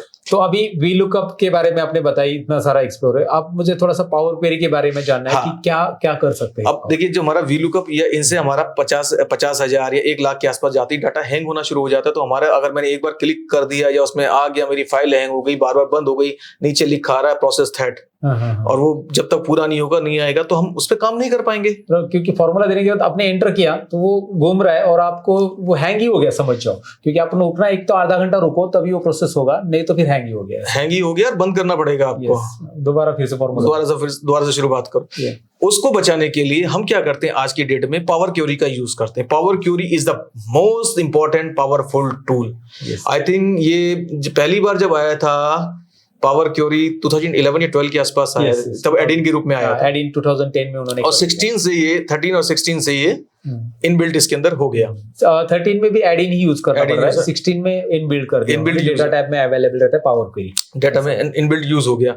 और आपके 365 में तो उसमें मल्टीपल थिंग्स आ गई। आप डायरेक्ट पिक्चर से पिक्चर का डाटा एक्सट्रैक्ट करके सीधा ले सकते हो, आपको जरूरत ही नहीं आपके पास फाइल, वेबसाइट से डेटा एक्सट्रैक्ट वेबसाइट से कर सकते हो। मल्टीपल उस पे आ गई। उस टाइम तक पहले क्वेरी भी लिमिटेड थी। आज की डेट में बहुत वर्ड हो गई हैं, आप किसी भी फोल्डर में, अब आज की डेट में आपको ये नहीं है कि आपके पास में सपोज मेरे पास में डाटा, अगर बात करें, अगर बैंक वालों के पास ऑडिट के लिए चले जाएं तो उनके पास तो लाखों का डाटा होता है, करोड़ों का डाटा होता है। अगर वो एक्सेल के उसमें ऑडिट भी कर लेते हैं पावर पाइवट से, उसमें आप क्या है डाटाबेस में जाके डाटा को सीधा अपलोड कर देते हैं मल्टीपल फाइल से, टेक्स्ट की फाइल से। अब एक केस क्या है मेरे पास, मैं रोज की एक्सेल में अगर मैं बात कर रहा हूँ, मुझे मैनेजमेंट को रिपोर्ट देना है 2008 से, या मुझे अपना वो निकाल के देना है कि मेरा उसमें ग्रोथ लेवल क्या आ रहा है, CAGR क्या आ रहा है, 10 साल का ले लिया आपने, CAGR क्या आ रहा है मेरा। CAGR निकालने के लिए अगर मुझे जाना पड़े, मुझे 10 साल के डाटा का एक्सट्रैक्ट देखना पड़े, या मुझे मैनेजमेंट तो ऊपर का टॉप और नीचे का लो मांगेगा, मगर मेरे पास तो डाटा इतना भरा पड़ा है, 50 फाइलों में है, और 30 लाख डेटा हो गया, सपोज एग्जांपल ले लो, 45 लाख तो मैं डील करता हूँ। 45 लाख का हो गया, मतलब अभी एक्सेल में डेटा होता है 10,48,576, तो इतने रोज बैठेंगे। अभी इनका डेटा है 45 लाख का, तो अब ये कैसे आपके पास में 50 से ऊपर फाइलें एक्सेल की हो गई, मान लेते हैं 12 फाइलें हो गई, हर साल की एक फाइल हो गई जिसके अंदर 1 लाख का डेटा है, तो 15 लाख तो वैसे ही हो गया।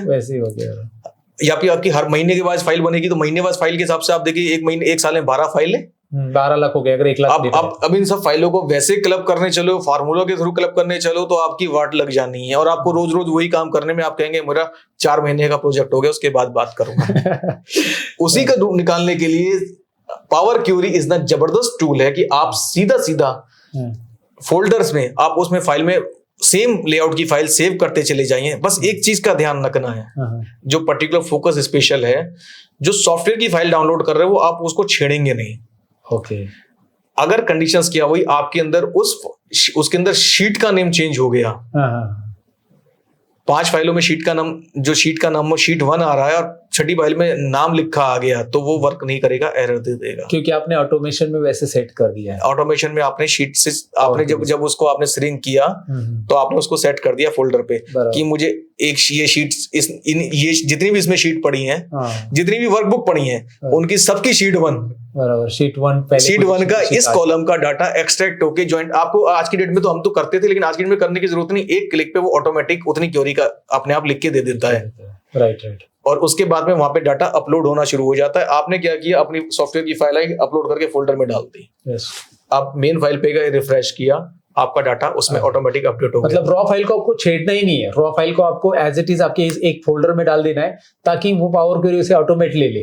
पावर क्वेरी में आपने दे दिया है पाथ, वो ले लेगा फाइल और उसका डायरेक्टली रिपोर्ट में भेज देगा कि भाई आपने जो प्रोसेस, मतलब पावर क्वेरी में आपको बहुत सारे स्टेप्स मिलते हैं कि भाई इसमें से ब्लैंक रो हटाओ, इसमें से ये डेट का फॉर्मेट चेंज करो, ऐसे दुनिया भर की आप उस पावर क्वेरी के अंदर VLOOKUP वाला फार्मूला आप मर्ज से या उससे बहुत सारी चीजों से इजीली कर लेते हो, और वहां पे सेकंडों में हो जाता है। VLOOKUP फार्मूला देना ही नहीं है, VLOOKUP देना ही नहीं है, आपको VLOOKUP की जरूरत ही नहीं है। आप 50 शीट को आपस में मर्ज कर दोगे, देखो मर्ज और अपेंड 2 ऑप्शंस होते हैं, वहां पे दोनों का यूज करके आप आराम से कर सकते हो। जब मल्टीपल शीट्स होती है तो अपेंड करते हैं, और जब एक जैसी शीट्स को हमें VLOOKUP लगाना होता है तो मर्ज पे जाते हैं। अगर आप सर की वीडियो देखेंगे पावर क्वेरीज की, तो आपको काफी कुछ इसमें नॉलेज मिलेगी। मैं स्पेशली कहूंगा जो आज की जनरेशन है, एक बार पावर क्वेरी या पावर BI को सर की वीडियो और चीजों को देख के एक बार स्टडी करके देखें। लेकिन बहुत सारे लोगों को अभी पता नहीं है कि ये मतलब सीखे कहाँ से बेसिकली, इसलिए हमारा प्लेटफॉर्म ऑलरेडी डिजाइन है, और मैं एवरी वीकेंड पे बेसिकली हम लोग वेबिनार भी लेते हैं लाइव। तो अगर आप उसमें इंटरेस्टेड हो तो हम डिस्क्रिप्शन में लिंक देंगे, हमारा जो भी नेक्स्ट अपकमिंग वेबिनार रहेगा उसका लिंक आपको मिल जाएगा। हाँ, अगर वेबिनार नहीं अवेलेबल रहेगा, बेसिकली वेबिनार की सीट्स फुल हो गई रहेगी, तो आप एक गूगल फॉर्म रहेगा, आप फॉर्म भर दीजिए अगर आप इंटरेस्टेड हो बेसिकली वेबिनार अटेंड करने के लिए, then you will able to learn. हम लोग इन्फॉर्म करेंगे हमारा नेक्स्ट वेबिनार जब भी है। सो फिलहाल हम पावर क्वेरी पे दोबारा आते हैं। तो पावर क्वेरी आपने यूज करने के बाद जो एग्जैक्टली आपके पास आउटपुट आ रहा है, वो कौन कौन से फॉर्म में आप ले सकते हो? देखिए, पावर क्वेरी के आउटपुट को हम सीधा ले जाते हैं। देखो हमारे पास अभी भी केस क्या है कि मैं पावर क्वेरी से डायरेक्ट डाटा अपलोड कर दूं, तब भी एक्सेल फाइल का साइज बढ़ जाएगा। बराबर है, क्योंकि पावर क्वेरी क्या है, आपका हर बार आपका पावर क्वेरी के ऊपर आप समझे तो आपका 10 लाख आपके मतलब 10 लाख शीट, आपकी 100 शीटों में से 10-15 लाख का जो डाटा आ रहा है, आपने जितनी उसके अंदर इबारत लिख दी हमारी भाषा में, या जितनी उसके अंदर इक्वेशन डाल दी, वो एक्सट्रैक्ट करके केवल सारी कैलकुलेशन करके केवल उतना ही डाटा लेता है, उतना ही डाटा लेता है, बाकी डाटा आपका छूता भी नहीं है, तो साइज में लोड नहीं होता। इसको लेने के लिए उसके बाद आपको जाना पड़ेगा पावर पाइवट पे, और वहां से आपको उसको लोड करें डाटा मॉडल में। डेटा मॉडलिंग करना पड़ेगा। डाटा मॉडलिंग करना पड़ेगा। डाटा मॉडलिंग के लिए सर का पावर BI का जो सेशन है, मैं रिक्वेस्ट करूंगा एक बार आप लोग जरूर बाबर, क्योंकि आपके यहाँ पे बहुत कुछ है, बहुत कुछ मैंने आप लोगों से सीखा है, बहुत कुछ आपसे मिला है ज्ञान मुझे। आप गुरु हैं हमारे इस चीज के लिए, तो हम आपको इस बात के लिए हमेशा धन्यवाद करें। आप मेरे से ज्यादा तो मैं जानता हूँ, तो मेरे से तो आपने सीखा, लेकिन आपने सेल्फ स्टडी बहुत किया है, क्योंकि बहुत सारी चीजें मैंने जो आपकी देखी। अभी हम थोड़ा सा प्रोजेक्ट पे भी आते हैं। एक प्रोजेक्ट अभी सर का जो काफी इंटरेस्टिंग है, बेसिकली बहुत सारे प्रोजेक्ट है लेकिन डेटा कॉन्फिडेंशियल होता है इसलिए वो दिखा नहीं सकते, लेकिन एक प्रोजेक्ट मैंने उनसे रिक्वेस्ट की कि एटलीस्ट हमारे ना जो स्टूडेंट्स है उनको दिखाई दे कि प्रैक्टिकली, तो एक प्रोजेक्ट मैं यहाँ पे हम लोग दिखाते हैं अभी आपको। तो यहाँ पे अभी हम आपको एक प्रोजेक्ट दिखाने वाले, बेसिकली यहाँ पे आप देख सकते हैं डेली एमआईएस का उन्होंने एक प्रोजेक्ट बनाया है।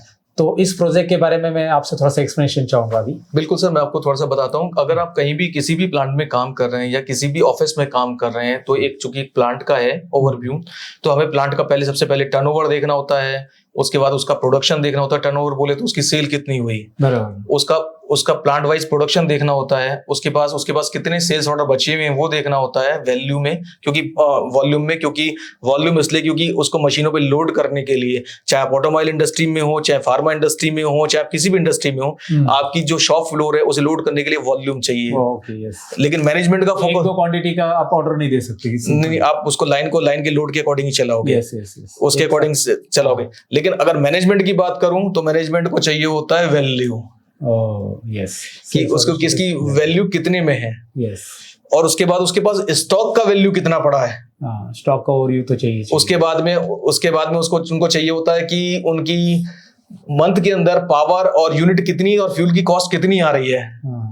मतलब में ये सब चीजें नोटिस होते हैं मैन्युफैक्चरिंग में, सब चीज नोटिस होती है कि आपके पर यूनिट के ऊपर पावर कितना जा रहा है, फ्यूल कितने आ रहा है। देन फिर उसके बाद जितने आपने आदमी लगा रहे हैं उसकी आउटपुट पर आदमी के ऊपर आउटपुट कितनी आ रही है, तो एक जनरल ओवरव्यू चाहिए होता है। अगर चाहे प्लांट हेड हो या प्लांट ऊपर अगर मैनेजमेंट का हेड हो या फिर कोई आपका एमडी हो, उस लेवल के लोगों को एक ओवरव्यू में शॉर्ट फुट में देखना होता है।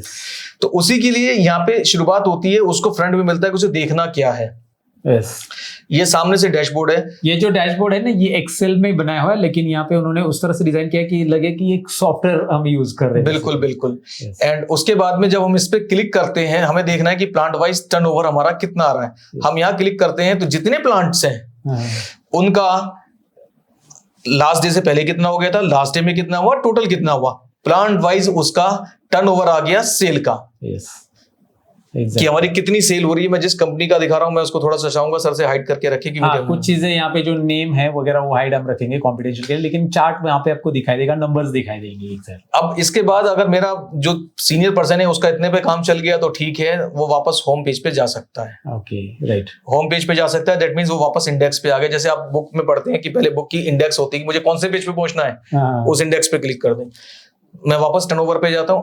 यदि उसे नेक्स्ट चैप्टर पे जाना है, प्रोडक्शन टर्नओवर के बाद में प्रोडक्शन कितना हुआ, भाई बेच तो मैंने धंधा तो इतने का कर लिया, लेकिन मेरा प्रोडक्शन क्या हुआ, कल को क्या बेचना है, अब तक का कितना हुआ है, मंथ का इसका। तो वो सेम पिक्चर में उसको सेम, चूंकि माइंड सेट क्या होता है कि आदमी जब एक एंगल से देखता है तो उसको जैसे धंधा देखा उसी एंगल से उसे अपना प्रोडक्शन देखना है। ये प्रोडक्शन का हो गया कि मेरे इस प्लांट में इतना प्रोडक्शन हुआ, लास्ट डे तक इतना हो चुका था, लास्ट डे पे इतना हुआ और टोटल इतना हो गया। फिर उसके बाद आगे बढ़ता है, भैया मेरे पास वॉल्यूम वाइज प्लांट चलाने के लिए वॉल्यूम वाइज मेरे पास सेल्स ऑर्डर का स्टेटस क्या है। इसमें हम इसे बोलते हैं yet to offer. Yet to offer का मतलब होता है कि प्लांट के पास नहीं पहुंचा, अभी अरेंजमेंट में वाले पार्ट में है। ये प्लांट के अंदर चल रहा है वर्क इन प्रोग्रेस। यस। और ये वो है जो हमारा हो चुका, एग्जीक्यूट कर दिया। ये एग्जीक्यूट कर दिया और ये तो हो गया टोटल। एंड इसके बाद मेरी कैपेसिटी के बाद में मेरे पास आइडियल गैप कितना बचा, मुझे कितने के ऑर्डर और लाने हैं, ये हो गया वॉल्यूम में। वॉल्यूम में इसलिए क्योंकि मेरी मशीनरी की कैपेसिटी कितनी आइडियलिटी बची हुई है। बट एक पार्ट पूरा हुआ, अब दूसरा पार्ट आता है जी, ये तो ठीक है, इसके पीछे धंधा कितना है। एग्जैक्टली, सेल्स ऑर्डर कितने, मेरे पास कितने का, मेरे पास उसका जो वॉल्यूम में देखा था उसका वैल्यू में। यहाँ पे थोड़ा सा स्क्रीन चेंज होती है कि मेरे पास करंट मंथ का कितना है। मुझे जो करंट मंथ के लिए देना है, जो कस्टमर ने मुझे करंट मंथ की डेट पे ऑर्डर दे रखे हैं, कितने ऑर्डर है, नेक्स्ट मंथ का कितना देना है।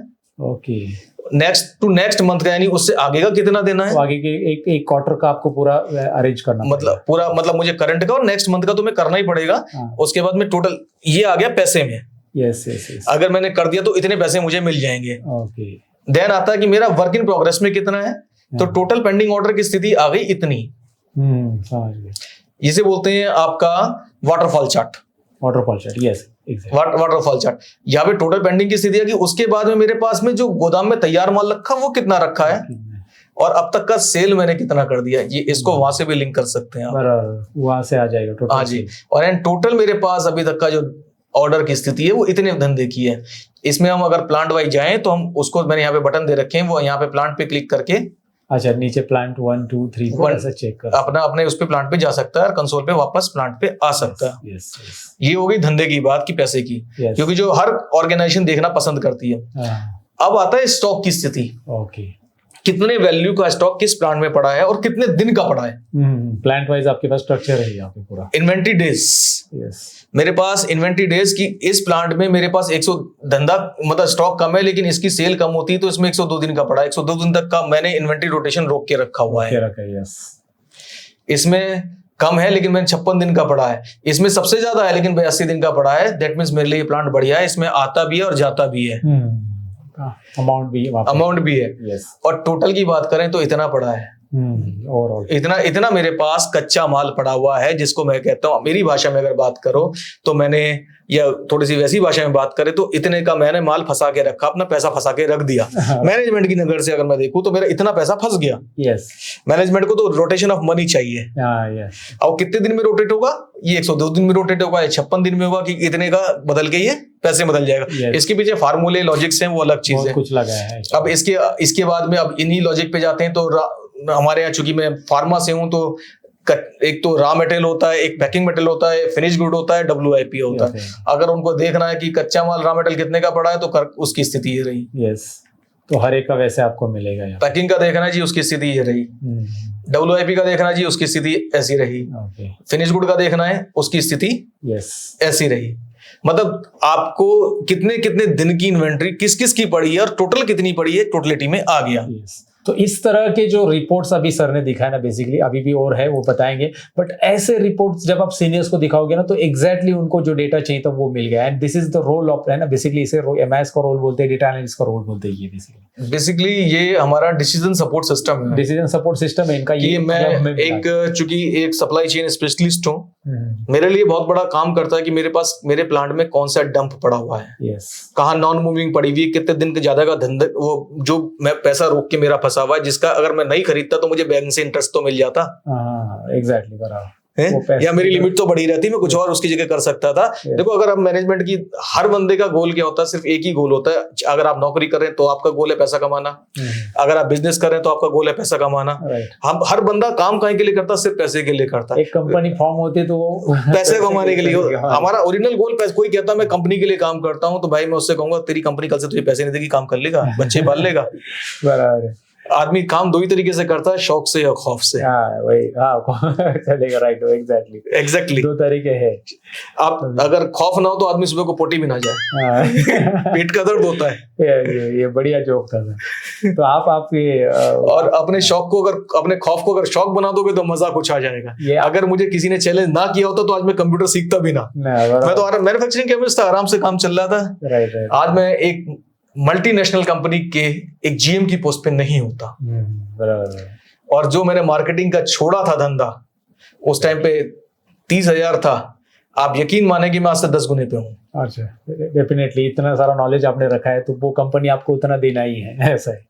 क्योंकि उतना काम ये कंपनी के लिए दे रहे हैं, उतना बेसिकली कंपनी को क्या मिल रहा है, इनकी तरफ से इनपुट मिल रहा है, राइट। तो उतना वो आउटपुट तो उनको मिलना ही है, ऐसा है। आप कोई भी काम है, आप अगर किसी को बेस्ट करके देंगे तो उसके बदले वो आप अगर सिंपल सा है कि आप बच्चा भी स्कूल में अच्छा काम करके जाता तो टीचर गुड लिखती है। yes. आप कोई आपका नौकर भी, आपका पुताई वाला भी अच्छा काम करके जाए तो आप उसे 10 रुपए की टिप फालतू दे देंगे। मैं बहुत प्रैक्टिकल बात करता हूँ कि नौकर नौकर होता है, बड़ा या छोटा नहीं होता। अपना धंधा कर रहे हैं तो बहुत बढ़िया भाई, आप बहुत रईस है। वरना आप चाहे GM की पोस्ट पे बैठे हैं, नौकर तो नौकर है। तो हमें अपना नौकर है तो अपनी नौकरी वाली बात पे जाना पड़ता है और उस पर अपना इनपुट अच्छा देना पड़ता है कि लोग 2 रुपए का नींबू भी लेते हैं तो उसे निचोड़ देते हैं। हमें अब वो हमें कैसे निचोड़ दे, हमें कितना निचोड़वाना है, अपनी हर आदमी की इतनी सी वैल्यू होती है, उसे कैसे एक्सट्रैक्ट कराना है, ये उसकी कैपेसिटी पे डिपेंड करता है। और उसी से आप अपने फाइनेंशियल फ्रीडम को अचीव कर रहे हो। Absolutely, absolutely. आपके लिए बेस्ट वे वही होता है कि आप मैनेजमेंट की रिक्वायरमेंट क्या उसे समझें। राइट। मैनेजमेंट चाहता है मैनेजमेंट को वो फिगर दिखाएं जो उसको देखनी है। हाँ, उसके पूछने के पहले आपके पास तैयार होना अब आप प्लांट हेड से बात करने लगे पैसों की तो नहीं समझेगा, उसे तो अपने प्लांट का आउटपुट दिखाना है मैनेजमेंट को। वो यूनिट्स में नंबर से बात करेगा, इसलिए मैंने नंबर की गिनती पहले दी। अगर आप मैनेजमेंट के एमडी के पास चले जाएं या उसके पास चले जाएं, उसे भाड़ में जाए, उसे तो बिना धंधे के पैसे आ जाए तो वो भी पसंद करेगा। तो मैंने कहा ऑडियंस कौन सी है, डिपेंड ऑन द ऑडियंस, किसे क्या चाहिए वो दे समझना चाहिए, किसे क्या चाहिए वो समझना चाहिए। देन आता है इसके बाद में utility and power fuel cost. ये एक इंपॉर्टेंट फैक्टर होता है जिसमें हमें ये देखना होता है कि इस प्लांट पे कितनी यूटिलिटी लग रही है और पर यूनिट के ऊपर मेरी कितना खर्चा आ रहा है। ये टोटल खर्चा यहाँ पे मैप किया गया है और उसके ऊपर पर जितना भी प्रोडक्शन हुआ उससे डिवाइड करके पर यूनिट की कॉस्ट निकाल दी गई है। जिसे हिडन कॉस्ट बोलते हैं हमारी लैंग्वेज में, कि हिडन कॉस्ट जिसे मैक्सिमम लोग कैलकुलेट नहीं करते कि मैंने अरे तेरा सामान इतने का है, तूने इतने के तो बना के दिया होगा, अरे भैया इसके पीछे जो यूटिलिटी कॉस्ट लगी वो कहाँ गई, वो भी हिडन कॉस्ट वहां पे। मतलब अब आप और मैं सर रिकॉर्डिंग कर रहे हैं यहाँ पे, इसमें एसी चल रहा है, सामने कैमरे के अंदर बिजली लग रही है, बात कर रहे हैं, मेरा भी टाइम है, सर का भी टाइम है, हम टाइम को तो काउंट कर लेंगे, बिजली एसी को तो काउंट ही नहीं करेंगे। उसकी तो बिल यहीं से जाना है। वो सारे आ जाते हैं इसमें, टोटल वो इसमें आ जाते हैं एक्सपेंसेस के। यस। देन आती है कि जो मैंने बंदे रखे हैं प्लांट के अंदर, बराबर, एक बंदे के ऊपर कितनी यूनिट जा रही है, एक बंदा कितनी यूनिट दे रहा है, कितना प्रोडक्टिविटी वो कर रहा है। इसमें दो तरह का होता है, एक डायरेक्ट एक इनडायरेक्ट। एक तो डायरेक्ट वो जो बना के दे रहा है, एक हम जैसे कॉर्पोरेट वाले भी उसके सर पे लोड हो जाते हैं, जो कुर्सी तोड़ रहे हैं और साथ में अपनी एनालिसिस बता रहे हैं। देखो बहुत प्यारी सी कहावत है कि करने वाले के 10 और करवाने वाले के 1000 होते हैं। वो है तो 1000 वाला मैनेजमेंट उसको पूरा बता के दे रहा कि हथौड़ा कहाँ मारना है, कहाँ पे चोट करने से वो चल जाएगा। राइट। उसी का ये आपकी जो MIS है, आपका जो डैशबोर्ड है, ये वो हथौड़ा है जो कि वो बताता है। एक हिंदुस्तान यूनिलीवर में एक केस हुआ था, एक मशीन अचानक चलते चलते जिसपे लक्स चल रहा था बंद हो गई। ओके। उन्होंने उसके पाम वाले या उसके OEM है, ओरिजिनल मैन्युफैक्चरर ने सबको बुला लिया, सबने मशीन को देख के अपना बड़ा बड़ा बिल बना के चले गए, कोई नहीं कर, मशीन रिपेयर नहीं हो पाई। लास्ट में एक सरदार जी को बुलाया गया। सरदार जी ने बोला जी वो लंबा बिल है, मशीन के अंदर पार्ट चेंज होंगे, बहुत सारी चीजें सोच के चले गए, सब लोगों को दिमाग चला के चले गए, किसी को समझ में नहीं आ रहा था मशीन क्या हो। मशीन रिटर्न होने की पोजीशन आ गई थी, बट कंडीशन क्या थी, मशीन निकाल के तोड़ के निकालने में प्रॉब्लम थी। उन्होंने कहा एक सरदार जी को उनसे और पूछ के देख लो, लास्ट चांस। सरदार जी ने कहा मैं 10,000 का बिल दूंगा। उन्होंने कहा ठीक है, हम आपको 10,000 देंगे। 10,000 देंगे। सरदार जी गए, उन्होंने पूरी मशीन को चेक किया, अपने साथ हैमर लेके हुए थे, एक जगह हैमर मारी और मशीन चल गई। एग्जैक्ट जगह पे हथौड़ा मारा, वो पेंच कसा और मशीन चल गई जो लूज था। और उसको कस दिया। मैनेजमेंट सोचे यार ऐसे कैसे हो जाएगा, इसने सरदार ने एक हथौड़े में मशीन चला दी, अब इसको 10,000 किस बात के दूं, एक हथौड़ा ही तो मारा है। बोले 2 दिन पहले उसे बोला हम 2 दिन चेक करेंगे, 15 दिन चेक करेंगे। 15 दिन चेक कर लिया, 15 दिन बाद सरदार जी पहुंच गए फिर से कि लाओ मेरे चेक। बोले अब मैनेजमेंट तो था चालाक, मैनेजमेंट बोला अब इसका ना वाइफ्रिकेशन बना के दे दो जी, आपने इसमें मशीन में क्या क्या वो किया है उसका वाइफ्रिकेशन मुझे करके दे दो। सरदार जी ने लिख के दिया 1 रुपी फॉर हैमरिंग और 9,999 पर वेयर इज हैमरिंग। एग्जैक्टली वही समझना चाहिए जो आपने अभी बताया ना, वही चीज होनी चाहिए। उसी के मेरे 9,999 तो मेरे उसके 1 रुपए मेरा हैमर मारने कहाँ मारना है बेसिकली, वो तो उसी के यही MIS आपकी वो हथौड़ा है। Yes exactly. मैनेजमेंट को कहाँ पे मारना है, मैनेजमेंट को कहाँ दिखाना है, मैनेजमेंट को क्या चाहिए प्लांट के लिए, आपके डाटा वाले बंदे हो, आपसे क्या फायदा हो रहा है। एग्जैक्टली। अगर आपका डाटा एक्यूरेट है तो आपकी एनालिसिस एक्यूरेट है, मार्केट का पूरा अचीव कर सकते हो, आप चीजें चेंज कर सकते हो। और आने वाले टाइम में data is the wealth. Yes, data is always wealth. Yes, और ये ऑलरेडी हम ही नहीं कह रहे, सर ही नहीं कह रहे, ऑलरेडी अंबानी जी, मुकेश अंबानी ने 2014 में भी कहा था कि भाई डेटा बहुत पावरफुल चीज है। तो अगर आप डेटा से रिलेटेड कुछ कर रहे हो ना, तो अभी से जाग जाओ और इसे थोड़ा सा अपनी तरीके से सीखने की कोशिश करो। और आने वाला टाइम तो आपका AI का और भयंकर वाला आ रहा है। अगर आप अभी उसमें नहीं बढ़े तो फिर आपका फाइटिंग करना मुश्किल हो जाएगा। एआई क्या क्या नहीं कर सकता, मतलब एआई की मदद से आप रॉ डेटा को क्लीनिंग ही नहीं, डेटा के इनसाइट्स वगैरह बहुत कुछ निकालते हैं, राइट। आज आप पूरी की पूरी फाइल को आप सीधा क्लीन करके उससे कह देते हो कि बना के दे दे, वो पीपीटी बना के दे देता है, बना के देता है, आपको करके दे देता है। आपने दिखाया मुझे, मैंने आपको दिखाया, आपको उस पर मल्टीपल केस कर देता है। हम उसको डायरेक्ट एआई का यूज करते हैं। आज की डेट में मैं पीपीटी का बहुत अच्छा कोर्स कर रहा हूँ, लेकिन केस क्या है, एनिमेशन वगैरह सब चीज अच्छी दिखा रहा हूँ। आने वाला टाइम क्या, वो एनिमेशन के मैनेजमेंट को सीधा चाहिए कि मुझे इसका दिखा भाई क्या है, धंधा दिखा कहाँ है, तेरी जादूगरी मुझे नहीं देखनी, डायरेक्ट पीपीटी बनाओ इसका, सीधा दे दो। देखो जादूगरी देखेंगे आपके 45 से नीचे वाले, हाँ बराबर, वो एज वाइज आपके एज वाइज फैक्टर। ऊपर वाले देखेंगे नहीं, मुझे तेरी जादूगरी नहीं देखनी, कहाँ से कहाँ जा रहा, तेरा एरो कहाँ जा रहा, तेरा वो कहाँ जा रहा है, मुझे सीधा दिखा कि भाई इसमें कितना धंधा आ रहा। यस।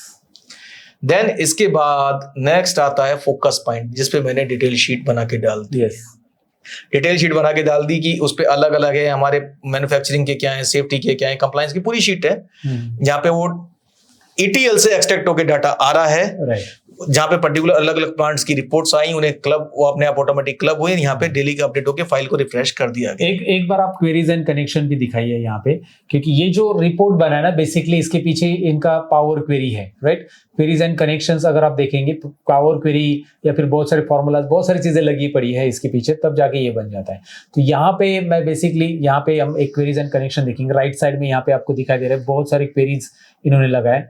पावर क्वेरी के अंदर ये सारा का सारा खेल है दोस्तों। पावर क्वेरी है या फिर बहुत सारे फॉर्मूलाज भी बैकग्राउंड में यूज होते हैं कुछ चीजों के लिए, बट पावर क्वेरी तो एक पावरफुल टूल है। तो मैं रिकमेंड करूंगा कि अब तक आप पावर क्वेरी नहीं सीखे हो तो सीखो, जरूर सीखो पावर क्वेरी, और उसका यूज करके कुछ ना कुछ आप नया बना सकते हैं डेफिनेटली। देखिए सर, ये पावर क्वेरी की विंडो है जिसके अंदर आपका डाटा सोर्स डाटा से सीधा आ रहा है और वहां पे आ रहा है। यहाँ पे सारे टेबल जो है आपके सोर्स डेटा से ही कनेक्टेड होकर आ रहे हैं। चूंकि अभी कनेक्शन वहां पे से एक्सपायर्ड आ रहा है, तो इसलिए मैं आपको केवल वो दिखा रहा हूँ जो शीट के साथ में है। पूरे के पूरे सामने से कनेक्टेड होके आ रहे हैं। और ये जाके सीधे, अगर इस विंडो को क्लोज करके मैं सीधा अगर चला जाऊं, कनेक्शन की वजह से थोड़ा सा वैसा आ रहा है, क्योंकि सर्वर से नहीं है, कॉन्फिडेंशियल डाटा है, मैं इसको आपके सर्वर पे नहीं दे सकता। तो गॉट इट। ओवरऑल हमें आइडिया आ चुका है कि भाई कितने डीप लेवल पे हम पावर क्वेरी की मदद से यहाँ पे डेटा का ये कर सकते हैं। तो अगर आप पावर क्वेरी को समझना चाहें तो पावर क्वेरी के स्टेप्स में आप जाएं। आप पावर क्वेरी के स्टेप्स में अगर आप चले गए तो उसमें ये एम कोडिंग आ जाता है, राइट। बिल्कुल सर, आपके वहां पे कोडिंग आ जाता है। वो जितने भी स्टेप्स हैं आपके इस लेवल से, एम कोड के लेवल से, वो इतने स्टेप करके आपको फाइनल आउटपुट जहां पे आ रहा है आपका, केवल वही अपलोड करता है। यहां से यहां तक वो सिर्फ अपने आप पूरी एक्सरसाइज करता है। राइट। ये जो कोड है ना, आपको लिखने नहीं है, ये ऑटोमेटेड जनरेट होते रहते हैं जो स्टेप्स आप पावर क्वेरी में अप्लाई करते हैं, and that is M language in power query. तो ये वैसे भी पावर क्वेरी में आपको करनी नहीं है, आप पावर क्वेरी के ऑप्शंस भी सीखेंगे, एम लैंग्वेज नहीं भी सीखेंगे। ये फंक्शन है, यस, ये फंक्शन उसका फाइनेंशियल ईयर के लिए फंक्शन बनाया हुआ है, ताकि फाइनेंशियल ईयर के लिए देखो आपका बार बार कैलकुलेट करना पड़ता है। बाहर तो आप ईयर मंथ का फार्मूला यूज करके कर लेते हैं, और फाइनेंशियल ईयर अपना अलग है ना, जैसे कि अप्रैल टू ये रहता है। हाँ बिल्कुल। तो उसमें ऑप्शन दे रखा है, ये रहा, ये एम कोड वाला है। ओके, एम कोड का ये ऑलरेडी दिया है। चलो ठीक है, ये वाला जो है स्पेशली ये हम शेयर कर सकते हैं अपने यूजर के साथ। ये मैं आपको एम कोड शेयर कर दूंगा। ये एम कोड हम आपके साथ डिस्क्रिप्शन में शेयर करेंगे, जिसके जरिए पावर क्वेरी में डालने के बाद बेसिकली फाइनेंशियल ईयर आप यूज कर सकते हैं। इंडियन फाइनेंशियल ईयर आपका, देखिए आप इंडियन फाइनेंशियल ईयर यूज करना चाहें या कोई सा भी करना चाहें, आपको यहाँ पे ऑप्शन मिलेगा मंथ एंडिंग कौन से करनी है, मतलब आपको किस मंथ से स्टार्ट करना है। आप जनवरी से करना चाहें तो 1 डाल दे, फरवरी से करना है तो 2 डाल दे, 3 डाल दे, वो चूजिंग आपकी है ऑटोमेटिकली। ओके, उस फॉर्मूला की मदद से ये पॉपअप आपको मतलब ये मिलेगा यहाँ पे डायरेक्ट। बिल्कुल सर, जबरदस्त। ठीक है, तो ओवरऑल आपने जो प्रोजेक्ट दिखाई, आपने जो नॉलेज बताया, बेसिकली ये काफी नॉलेजेबल इंटरव्यू, जो भी इसे पूरा देखता है ना, तो वो उसके पास मतलब एक है ना बहुत बड़ा नॉलेज आने वाला है, और करना क्या है लाइफ में एग्जैक्टली पता चलेगा। तो मैं आपको बहुत बहुत धन्यवाद करना चाहूंगा सबसे पहले तो यहाँ पे आने के लिए। इतना दूर आप एक्चुअली मुंबई में ही अभी शिफ्ट हो चुके हैं, कांदिवली से सुबह सुबह यहाँ पे आए इंटरव्यू के लिए, एंड बहुत कुछ आपने हमें नॉलेज दिया। और अभी एक आखिरी मैसेज अगर आप अपने ना ऑडियंस को देना चाहेंगे, जैसे कि अभी वो सपोज एक्सेल में वो लोग अभी काम करना शुरू करें, तो उनको क्या क्या चीजें उनको ना ध्यान में रखनी है और क्या क्या चीजें करनी चाहिए, एक मैसेज आप दे दें आपकी तरफ। देखिए, एक्सेल या कोई भी टूल आप यूज करें, सबसे पहले अपना फोकस करें कि आप अपना पहले कॉन्सेप्ट क्लियर करें कि आपको करना क्या है। राइट। एक्सेल हो या कोई भी टूल हो, चाहे आप पेपर पे हाथ से लिखें, कोई भी चीज हो, पहले आपका गोल और कॉन्सेप्ट क्लियर होना चाहिए। आज की डेट में मिसिंग क्या है, हम सीधा बंदूक लेके लड़ने के लिए वहां चले जाते हैं, ये नहीं पता मारना किसको है। वही है, हमें मारना पता ही किसको है। नहीं। Yes. हमें पहले अपना फोकस क्लियर करना होगा। फोकस क्लियर करने के बाद में मैं चूंकि हरिद्वार से आता हूँ, हरिद्वार के पास में रुड़की एक जगह है जहाँ पे आर्मी का एक बेस है। बेस क्या? तो वहाँ पे एक बहुत प्यारी सी लाइन लिखी जो जिंदगी मेरे हमेशा काम आई है, ट्रेनिंग में पसीना बहाओ, लड़ाई में खून बचाओ। Okay, right. आप अपनी प्रीवियस तैयारी में आप फाइनल गोल पे जाने से पहले आप उसके लिए जितनी स्टडी करनी कर लो। यस, क्योंकि एक बार आपने आउटपुट जो सामने मैनेजमेंट या किसी के सामने आपने फाइनल आउटपुट बना लिया, तो first image is last image. Exactly. बहुत बहुत बढ़िया मैसेज आपने दिया और बहुत सारी बढ़िया चीजें आपने बताई।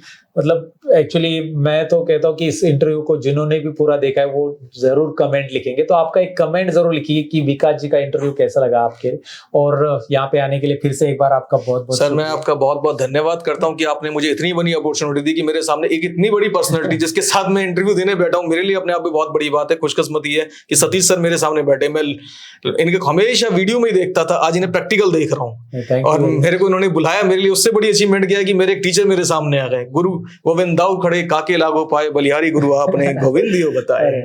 नमस्ते भी आपको भी। और जैसे मैं हमेशा कहता हूँ कि गुरु से चेले स्मार्ट ही रहते हैं, तो इन्होंने जो प्रोजेक्ट बनाया ना, बेसिकली मैं खुद शौक रह गया कि यार इन्होंने कितना सारा ना सीखा है। तो बहुत बढ़िया, एक एकलव्य हमारे लिए अभी मिल चुके हैं, लेकिन इनका अंगूठा नहीं मांगूंगा मैं। तो thank you very much guys for attending today's interview. और अगर पूरा वीडियो देख ले तो कमेंट, लाइक, शेयर और जरूर करना। साथ ही में अगर आप हमसे कुछ भी सीखने में इंटरेस्टेड रखते हैं, अपने आप को अपग्रेड करना चाहते हैं और आपका सवाल है कि स्किल सीखने लेकिन हमारे एरिया में इंस्टीट्यूट्स अवेलेबल नहीं, कहाँ से सीखे, तो सारे स्किल के लिए हमने डिजाइन किया अलग अलग मास्टर क्लास, तो वो सारे हमारे एप्लीकेशन पे अवेलेबल है और बहुत ही कम फीस में घर बैठे बैठे आपको ISO सर्टिफिकेट भी मिलेगा और उस सर्टिफिकेट का आप वेरीफाई भी कर सकते हैं हमारे पोर्टल पे। जी हाँ, हमने रिसेंटली सर्टिफिकेट वेरिफिकेशन भी लॉन्च किया है, जो कि आप अपने लिंक्डइन प्रोफाइल में वगैरह ऐड कर सकते हैं। सर्टिफिकेट पे सर्टिफिकेट ID भी आ जाता है। तो अगर आप इंटरेस्टेड हो तो जरूर घर बैठे बैठे कोर्सेज सीखे, चेकआउट कीजिए। स्किल कोर्स एप्लीकेशन का लिंक हम डिस्क्रिप्शन में दे देंगे। हमारी टीम वहाँ पे सपोर्ट के लिए है, आप चैट सेक्शन में जाकर जो भी सवाल है वो पूछ सकते हैं। तो फिलहाल आज की वीडियो में इतना ही। Thank you. इतना एक लास्ट मैसेज देना चाहूंगा, सर का सर्टिफिकेट आपके रिज्यूम में बहुत काम आएगा। Yes, thank you very much. Thank you sir, धन्यवाद सर। हमारा ऑलरेडी मास्टर क्लास ज्वाइन किया लाइव वाला, तो उससे बात करते करते इनसे मुझे बहुत सारी बातें पता चली, तभी मैंने बोला है कि इंटरव्यू सबके लिए हो जाए। So thank you very much. Thank you sir, thank you sir.